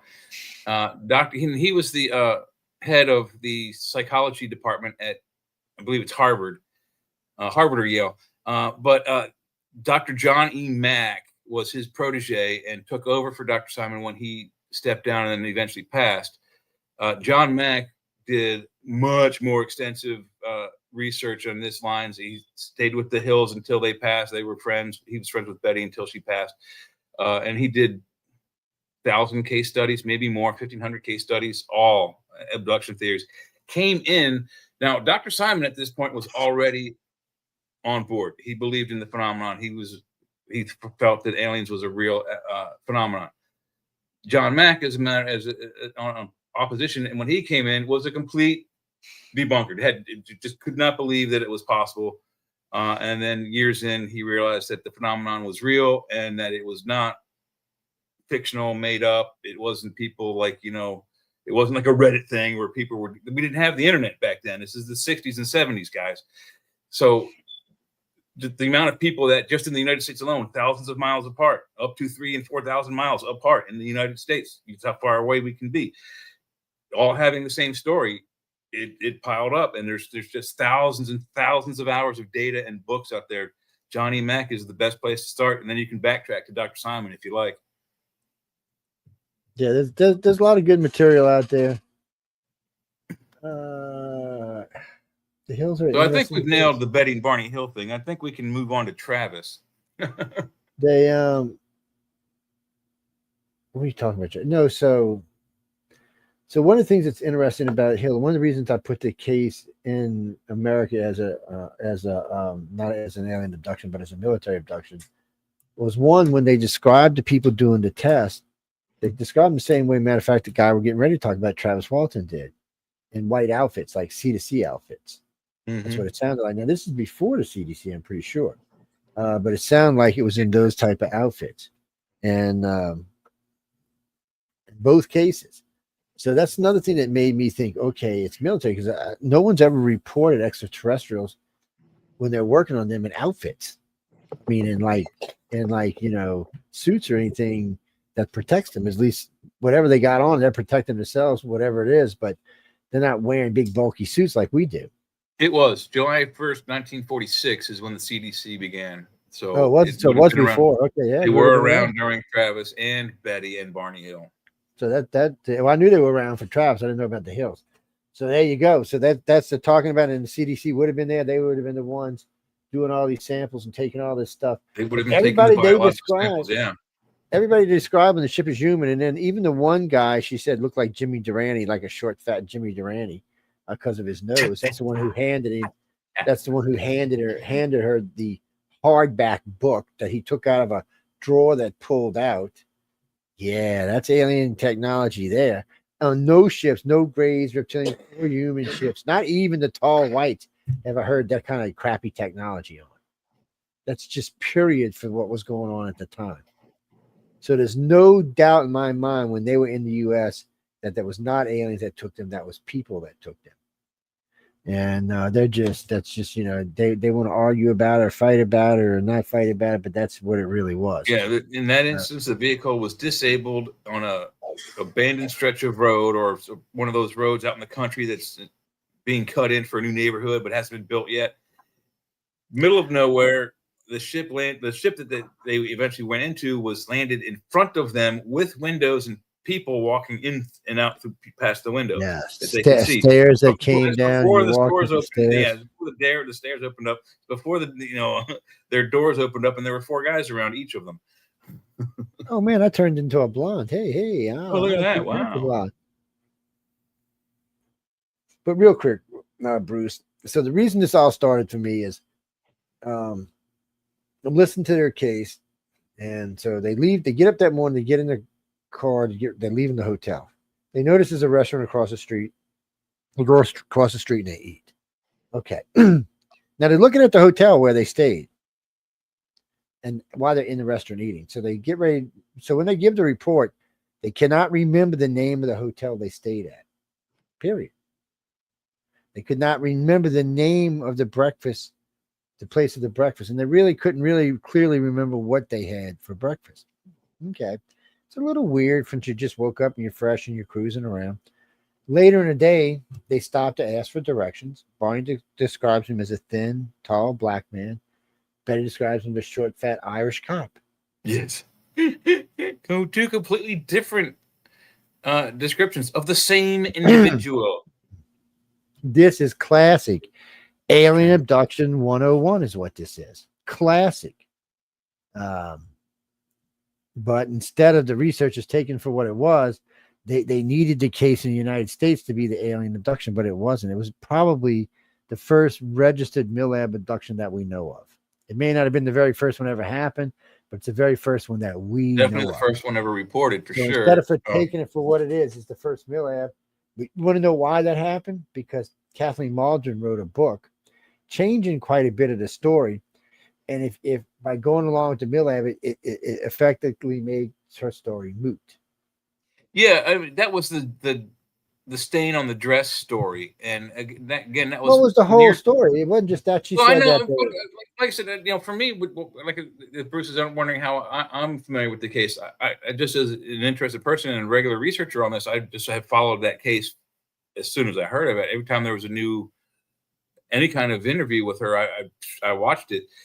And every interview, she seemed to add another detail or two here and there. And it got to the point where it's, at one point I was taking college classes to be a policeman. So I took classes on how to interview people, how to ask questions that are open-ended. So they don't know they're giving you the answers that you want, but they are, that kind of thing. And one of the signs that someone is lying is as they tell the story, more and more details erupt into it. And sometimes you can input your own as adding an open-ended questions like, is that when the aliens grabbed you? And they're like, oh, no, that happened later. I just remembered that now. Those kind of details are usually always false. And she kept adding and adding and adding. And then towards the end, with the dress thing, I'm like, that's it. She's just begging for attention. She's at the end of her lifespan, which it would, near that time is what it was. And it just seemed false. It just seemed like she was making it up as she went. So there was the dress thing. Well, there was something on the dress, okay? And then, now remember, it took them, 30 years before they did any analysis on it. All right. Mm-hmm. Can't trust any analysis after 30 years. I'm sorry. I think it came out inconclusive anyway, so. But we couldn't tell you where the dress had been since then. Oh, it was kept about. We don't know that. We don't know, some kid wore it. She said she never washed it ever since, so at least that she knew of, but. It should have been faded. It wasn't faded. So I was a little white. Okay. And then I think she did. She said she kept it in a hat box in the closet at some point, but I don't know what the hell does that mean. Well, then it would just been wrinkled up real good. And then then of course there's the thing on the car, like something physical came and grabbed the car and physically stopped it with power. That's not how aliens turn off vehicles. Then it lands. And the stairs come out and people walk over, not aliens, and loop their arms when you walk back. And we talked about that a minute ago, black shoes, black pants, black shirts, black duckbill caps. So this sounds like more like a helicopter, like a Chinook style with the big, Well, actually, If the gentleman I talked to was telling me the truth, it was a specially designed blimp shaped like a UFO, shaped like a flying saucer. Actually, Really? yeah, it was specially That's designed. funny. It was made back. The guy said it was actually made somewhere around 49 or 50, and it was used for going in and taking people to get information from people that had been taken by aliens. And they were just portraying the memories along, saying that they were the aliens and giving them cover memories that they were aliens. What's that, Jimmy? Well, with the Hills, it was a little strange. So you had the Hills. So you had the Hills' original story, what they originally remember. And then you have the extraterrestrial memories of what happened. Yeah, it But wasn't for a few years later that they had the deep hypnosis regressions. This was Dr. Simon's work, deep regress hypnosis therapy, and wow, I mean the video of Barney relaying what happened in Canada, it scared even me. I mean, how old was he? In his 30s, probably, or no, he had been in his early 40s because he died at 46. So 5 years later, so he had been 38, 39, 40 when this all happened, screaming his mind off like a child. I mean, he was losing it literally. Yeah, and that's what that's. So I mean, it was. But you don't hear that from Betty. None of that's coming from Betty. Betty relays one story where she cried out in pain and recalls the man touching her on the forehead and the pain went away. And this was right before and or during the amniocentesis. So therefore, that was, again, the MyLabs. What probably happened was it was the anesthesiologist touched her on the forehead and then went and hit her with another jolt of, laughing gas or something to put her out. Well, Larry, another way to know that it was a MyLab case is because there was 3 sets of memories instead of 2. So in a normal abduction, there's 2 sets of memories. There's the actual memory of what happened and the cover memory. That's how it is. But in this case, there was 3 sets of memories because there was a military abduction, and there was cover memories for the military abduction. So you had cover memories for an alien abduction, and you had cover memories for a military abduction, and then you had what actually went on in both cases. That's a lot for anybody's brain to hack. And over the years, we've run across this quite often because people ask me all the time, should I go public? I'm like, no, don't go public because, and if nothing's really happened to you, you can go public. You can say, oh yeah, this. But if you've had where you've worked on the craft, or you've been taught certain things about the craft, or certain things about what's going on, or certain agendas, or other certain things, seen the engine room. You're putting yourself in jeopardy because they're going to probably come take you, and they're going to probably put you under. They use it's kind of interesting the way they do this. They use sodium pentothal, sodium anethol, and they use a psychic. So the psychic, they use a telepath who does hypnosis with these 2 drugs. They also use the buddy in jail with you as well. Yeah, but this is just standard for when they're doing a military abduction. When they pick you up, you get 2 shots, wham, wham. And then you think they're taking blood, but they're not. They're giving you 2 shots. And then the telepath hits you with a particular signal that just kind of relaxes you a little bit. And then the interrogation starts. And so y'all do know that the drugs I was telling y'all does a couple of things. It's the lie detector drug. That's what it's used for. So the military and the army, it's actually a lie detector drug, but it does more than that. It makes the mind very acceptable to suggestion. Welcome back, Heidi. So not only does it allow you to be hypnotized, I mean, not only does it help them to know if you're telling the truth or not, but it allows you to be hypnotized and much easier. And if you're using a telepath who can reach in there and put things where they need to be correctly in a memory, it's going to be done much better. Now, they didn't start using telepaths till later on, but they were always using the sodium anethol, sodium pentothal. They still use it today because it works so well. But today they also use telepaths. Somebody said they started using them in the late 60s. So maybe, I don't know, here's my experience, but I don't know. No, because before telepaths, they were in the remote viewers. Have there been any research done? Has anybody gotten to a MyLab victim? Let's just say victim. Has anyone gotten to a MyLab victim? close enough after the incident where they could test for drugs, and sodium amytal or sodium pentothal or sodium any other pentothal type thing was found. Yeah, that's how we found out about it. Oh, okay. Wow. Dead. So the first case was a British case. The guy said he got more. He said he thought he was roofied because he was all, Hypnol. So he went and seen his doctor, and the doctor said, well, that's a weird combination. He said, are you having hypnosis stuff done? He said, no. Doc started asking him all kind of questions, and he said, I'm having a hard time remembering certain things from last night. He said, well, that's an effect of this drug you were on. And the doc started asking more questions. So the doc told him start paying attention, because it sounds like you were roofied all right, but you were roofied and something was done, and then somebody cleaned the memory up. Of course, freaked the guy out a little bit. Well, yeah, I mean, so then I'd like to know who's just slipping me roofies and shit.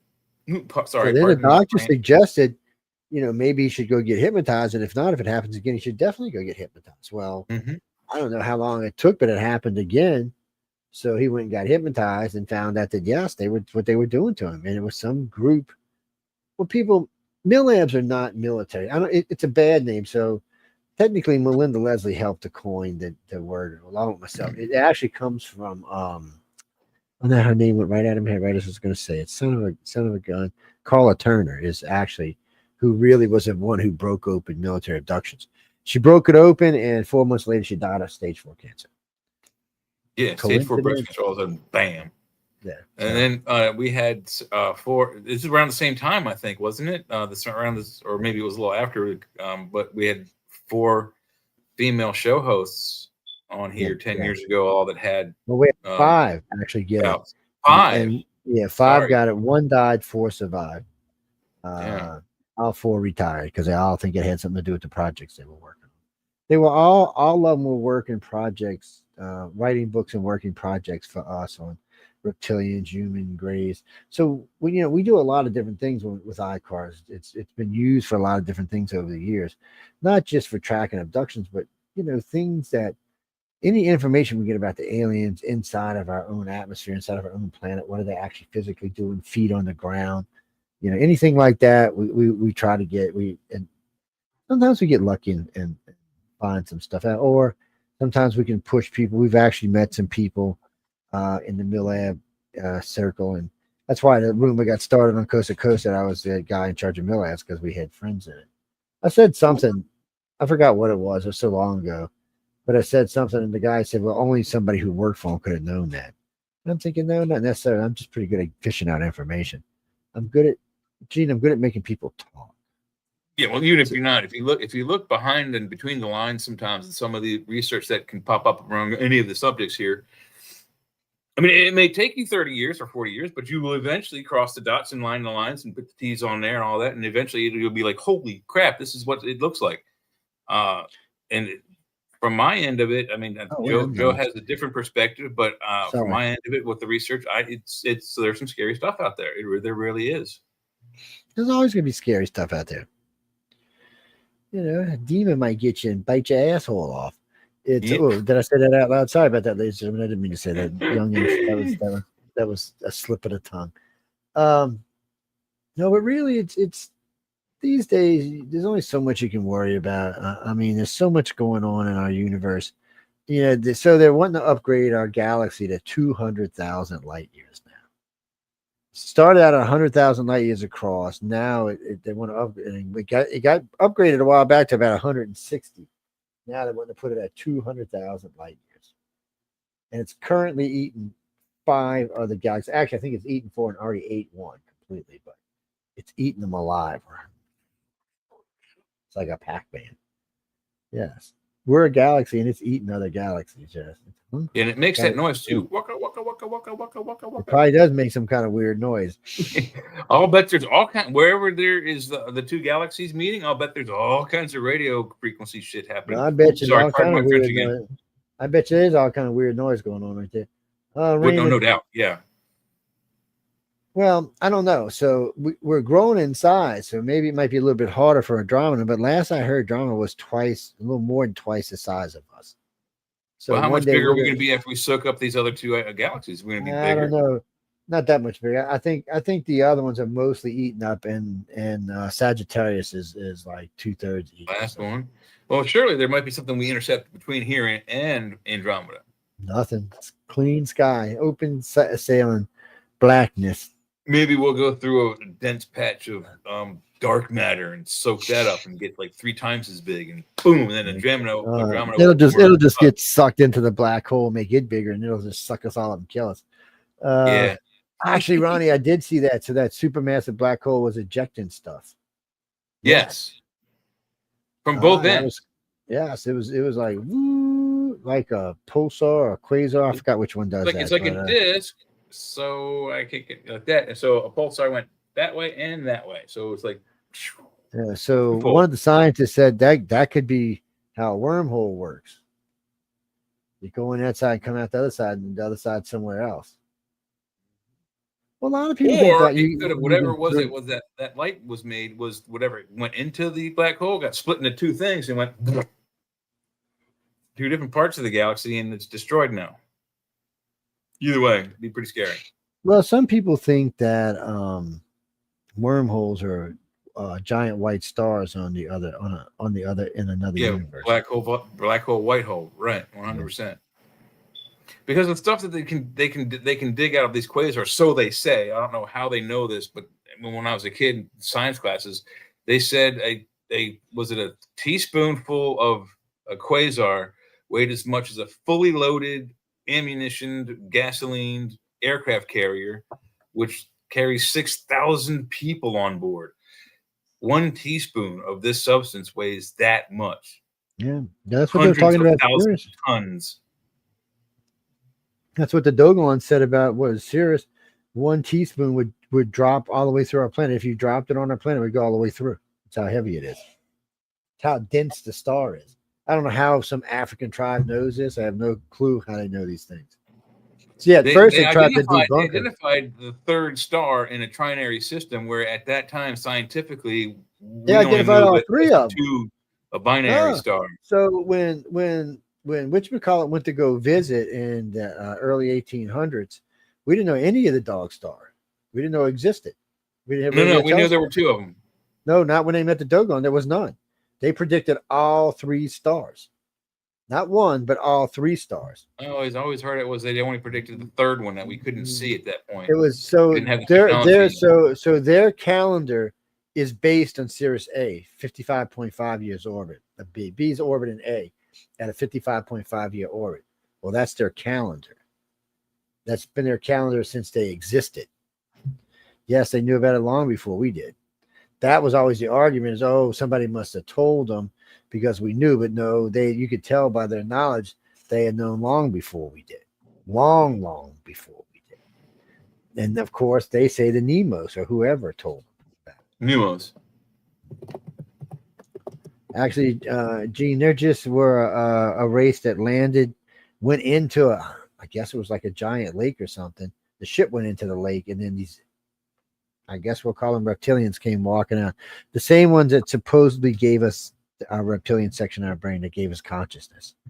The ones who went and stole the Sumerian women and raped them, pillaged them, and sent them back and pregnant. Yes. I love the Dogon, but yeah, the problem with the Dogon is there's okay. Oh wow! All right, this is interesting. The mystery of the Sirius B and C star. So we knew about A.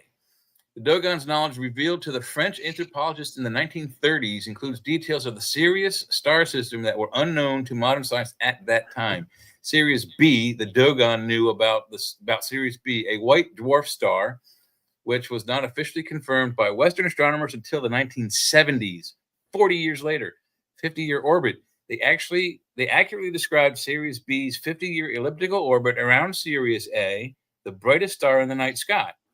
Sirius C, the Dogon also speak of a 3rd star, Sirius C, an assertion that is currently unconfirmed by modern astronomy but has been speculated about. Still very interesting. I had thought they only had revealed the C star, but wow. Okay, yeah. But see, that's what I was telling you. So when they're talking about B, it's orbiting A.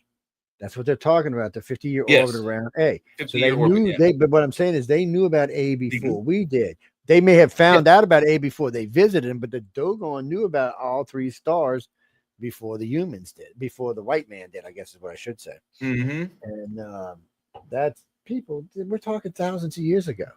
You can only see it with a radio telescope. You can't see it with a regular telescope.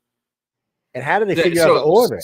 Sirius C is behind A and B. So from our perspective, so you can't see it most of the time, and you need a very high-powered telescope. Like there's only nine. According telescopes on the planet that can even see it. So yeah, well, according to you'll never find astronomy, it.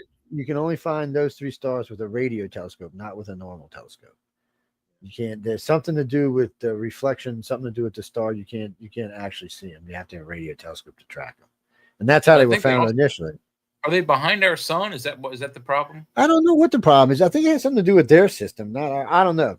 I don't. Whatever it is, reason. Yeah, they're having to pass through probably many gravity wells, and it's bending the light and changing it. But we're digressing anyway. But Jenny, so you know this. They knew the star was there. They knew the type of star.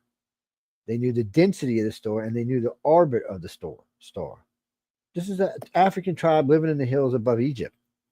How the hell they know that? The country of Mali. And how did they know the orbit of the star? How did they even know what an orbit was? Yes. How did they know what the circulatory system was? None of them went to any normal, structured public school system. They were taught by the people of their tribe. Yeah. So they're not even the only ancient people that did brain surgery. I know, that's what I'm saying. And these people lived, you could tell because the scars healed up. The bones refused. Don't ask me, people. And what's really funny is in 3 of the bones, where they did, there was cadaver bone that replaced the bone that had been destroyed.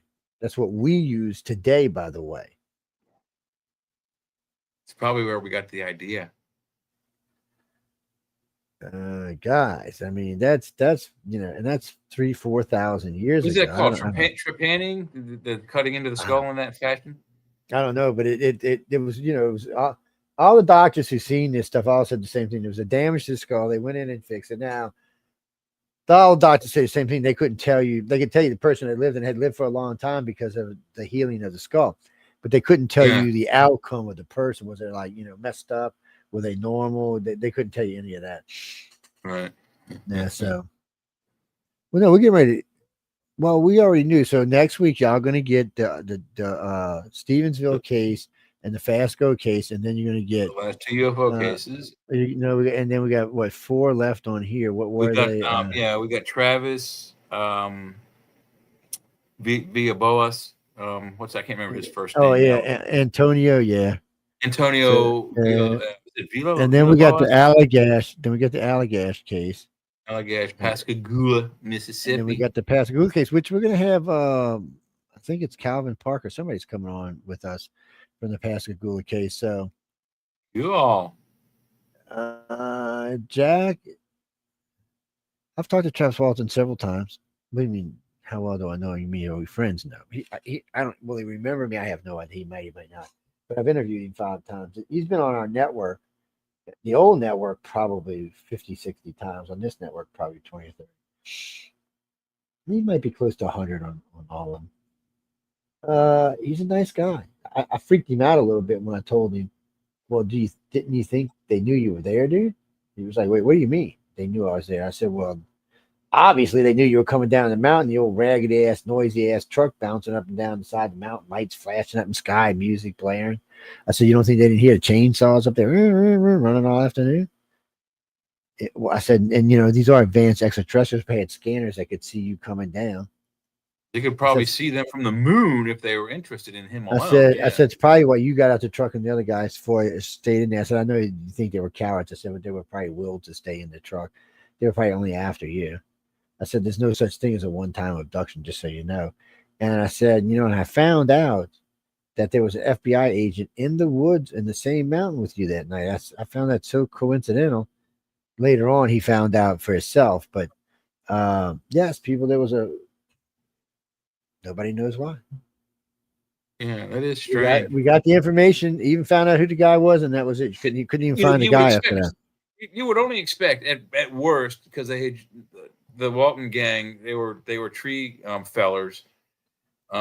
They just got the contract to fell this area of trees, so you would expect the only person that would be official they'd run into would be maybe a forester agent who would be like, "Hey, man, you guys got your warrant for this, what you're cutting down," and that would be it. But an FBI guy, why?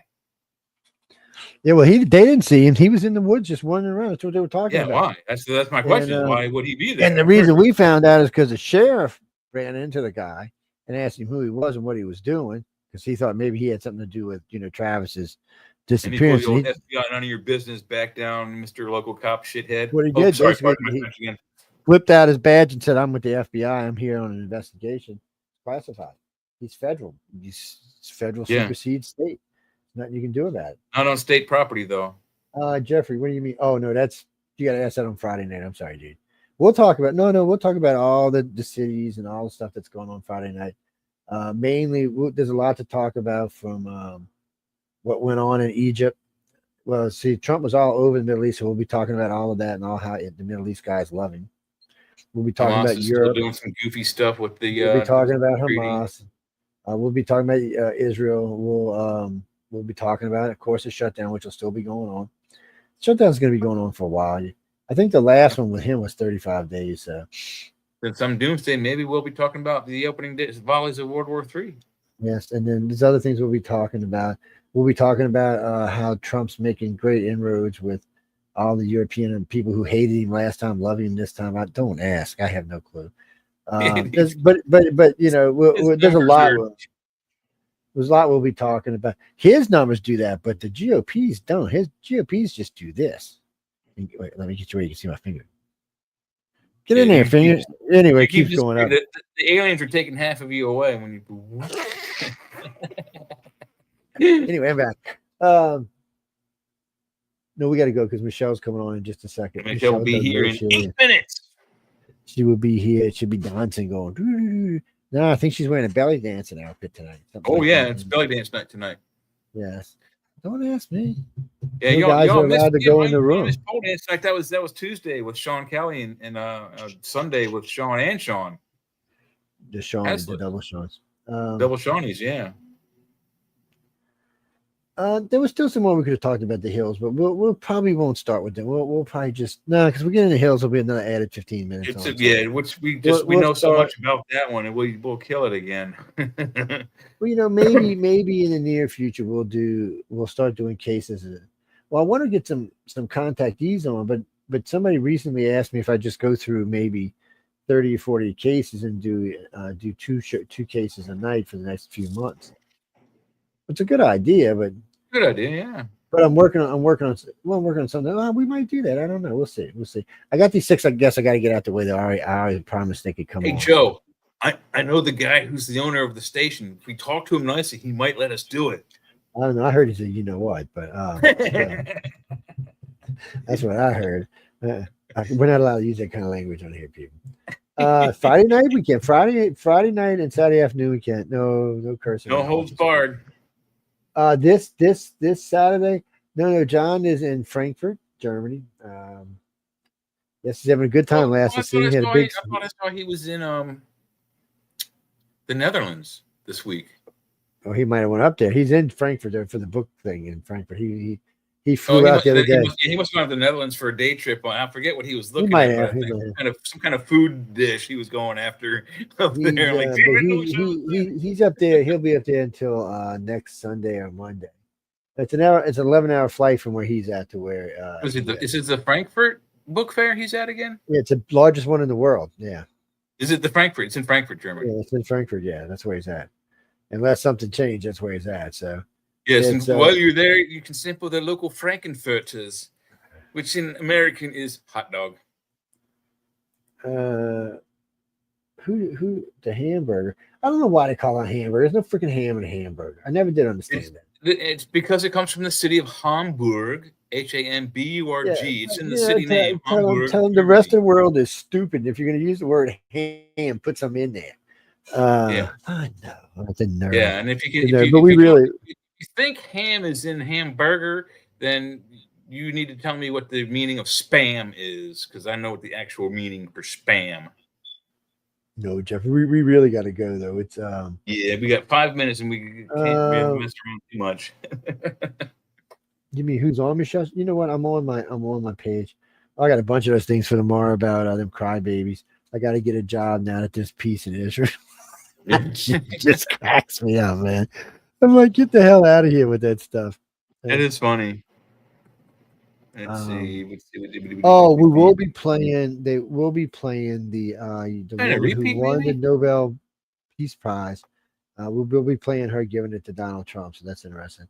There it is. Oh, and then I posted a poster for all my friends up there that says he's standing at the pearly gates and he said, "But I identify as an angel. He's a demon with horns." Oh, and, but the angel's not going for it. So and coming up on the Outer Realm. Coming up on the Outer Realm is not around here. The E.T. Graveyard Encounters with Preston Dennett and Dolly Saffron. Oh, Preston and Dolly, man. It's the Dolly, man. Preston and Dolly. Yes. They're always fun to listen to. Yeah. They put the P&D in Preston and Dolly, Yeah.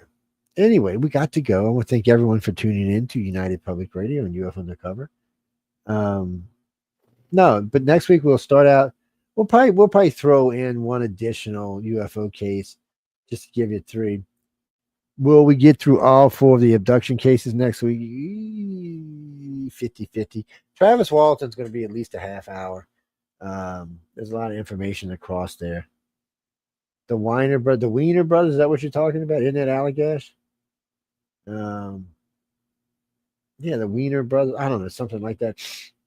Because a lot of these cases, to me, to be honest with you, 3 minutes. Okay. So when I got in this field so many moons ago, there was a lot of hero worshiping going. A lot of these people were heroes of mine. And then I got to finding out more and more how much bullshit. They're not so bright and shiny on the front, are they? And how many people were just lying outright that it aggravated. So then I became, as I got more into the field, I became more combative because I got tired of hearing the bullshit. And then when I got to feel alien abductions was not acceptable. ICAR definitely gets credit for making it. The only one 40 years ago really in the business of it was Dr. John E. Mack. Yeah, and maybe Jim Mars to a degree. But yeah, Mars wasn't so much seduction, but no, we the ones. Oh no, I'm sorry. Yeah, Bud Hopkins. You're right. I'm sorry, Bud Hopkins. Yeah, I'm sorry. Yeah, So there was David Jacobs and Bud Hopkins, and they were doing their things, and then we came along and really changed the way a lot of like the things we hear, downloads, and a lot of other terms you hear out there came from us. We're the ones that made them popular. We're the ones that were using them. Because when I got into the field, you don't take my word for it. You can go listen to Wake Up USA, and you'll hear me bitching. For the first 5 years, the terminology sucks. We need new terminology. People can't identify with this crap. And there's a lot of that. You'll hear it. And then you'll hear us start to use new stuff. And you'll hear every famous ufologist came on that show half a dozen times at least. So then you'll notice within 2 years of being on our show a couple of times, you'll start hearing them repeat things that you hear out of my mouth. We never get credit for it, mind you. But all you have to do is go back and listen to Wake Up USA, and you'll hear it for yourself. So yeah, that's why I answered the question, Gene. It does kind of piss me off sometimes. It's because we got a lot of hardworking people. It's not so much about me. They don't have to give me credit for anything. Just give ICAR credit or the people who work for ICAR. No, because I get plenty of whatever. You mean admiration? I get enough of that on my own. I don't need it from those kind of people. Yeah, we're not in it for admiration or, well, money would be nice, but it's not the idea of the research. Yeah. Look, the idea of the research is to get to the bottom of the truth, get the actual real story from beginning to end as much as we can from what all the different countries of the world that have this phenomenon, and it's global. Well, you know, Jeff, and find out the reasons and the why for it. I mean, that's the main goal. I mean, and is it a good thing for us or is it a bad thing for us? Should we allow our governments to spitefully decide for us without letting us know even any of the facts, and in fact going out of their way and intimidating us and killing us and doing other things to us to keep it secret? I mean, that's really the main thing. Is WTF is going on here? Yeah, they need some ghosties in his background. I got on. I just yeah, I was just thinking that it's almost like the room you would see like Ebenezer Scrooge and the ghost of Christmas present, the first visit and on Christmas midnight, Christmas Eve midnight. Come with me, What the hell are you talking about? All right, it's 9:10. We really better. Yes, we got to go. We're gonna get out of here. No, I was gonna play a song. I was gonna play some Ghostbusters, but no, we're gonna get out of here and turn this bad boy over to Michelle. Let her do her thing. I hope y'all enjoyed the show. Of course, any moans, groans, bitches, gripes, or complaints, please write to Jay. He wants to hear it now. He said something you don't about. Have my email. he says I'll give it to y'all. Don't worry, people. I'll make it public for all y'all. Fuck with it. It's just write to Jay. I have a good spam blocker. Yeah, that's anyway, thanks again, guys. Thanks for listening to United Public Radio and UFO Paranormal Radio Network and the UFO Undercover with Jay McNicholas and Joe Montaldo. I hope y'all enjoyed the show. And again, we'll see y'all Friday, but Friday's all politics, so bring your smart card for Friday. Actually, you need to be smarter for this show. And bring your facts too, because if we catch you in the act of a Democratic BS, we'll call you out on it. Well, come prepared with your argument for the closure of the country, who's at fault, who's not at fault, but not just that. And I tell this people all the time, and I tell this in ufology everywhere for that matter. If you're going to come to bitch, which is fine, I don't mind.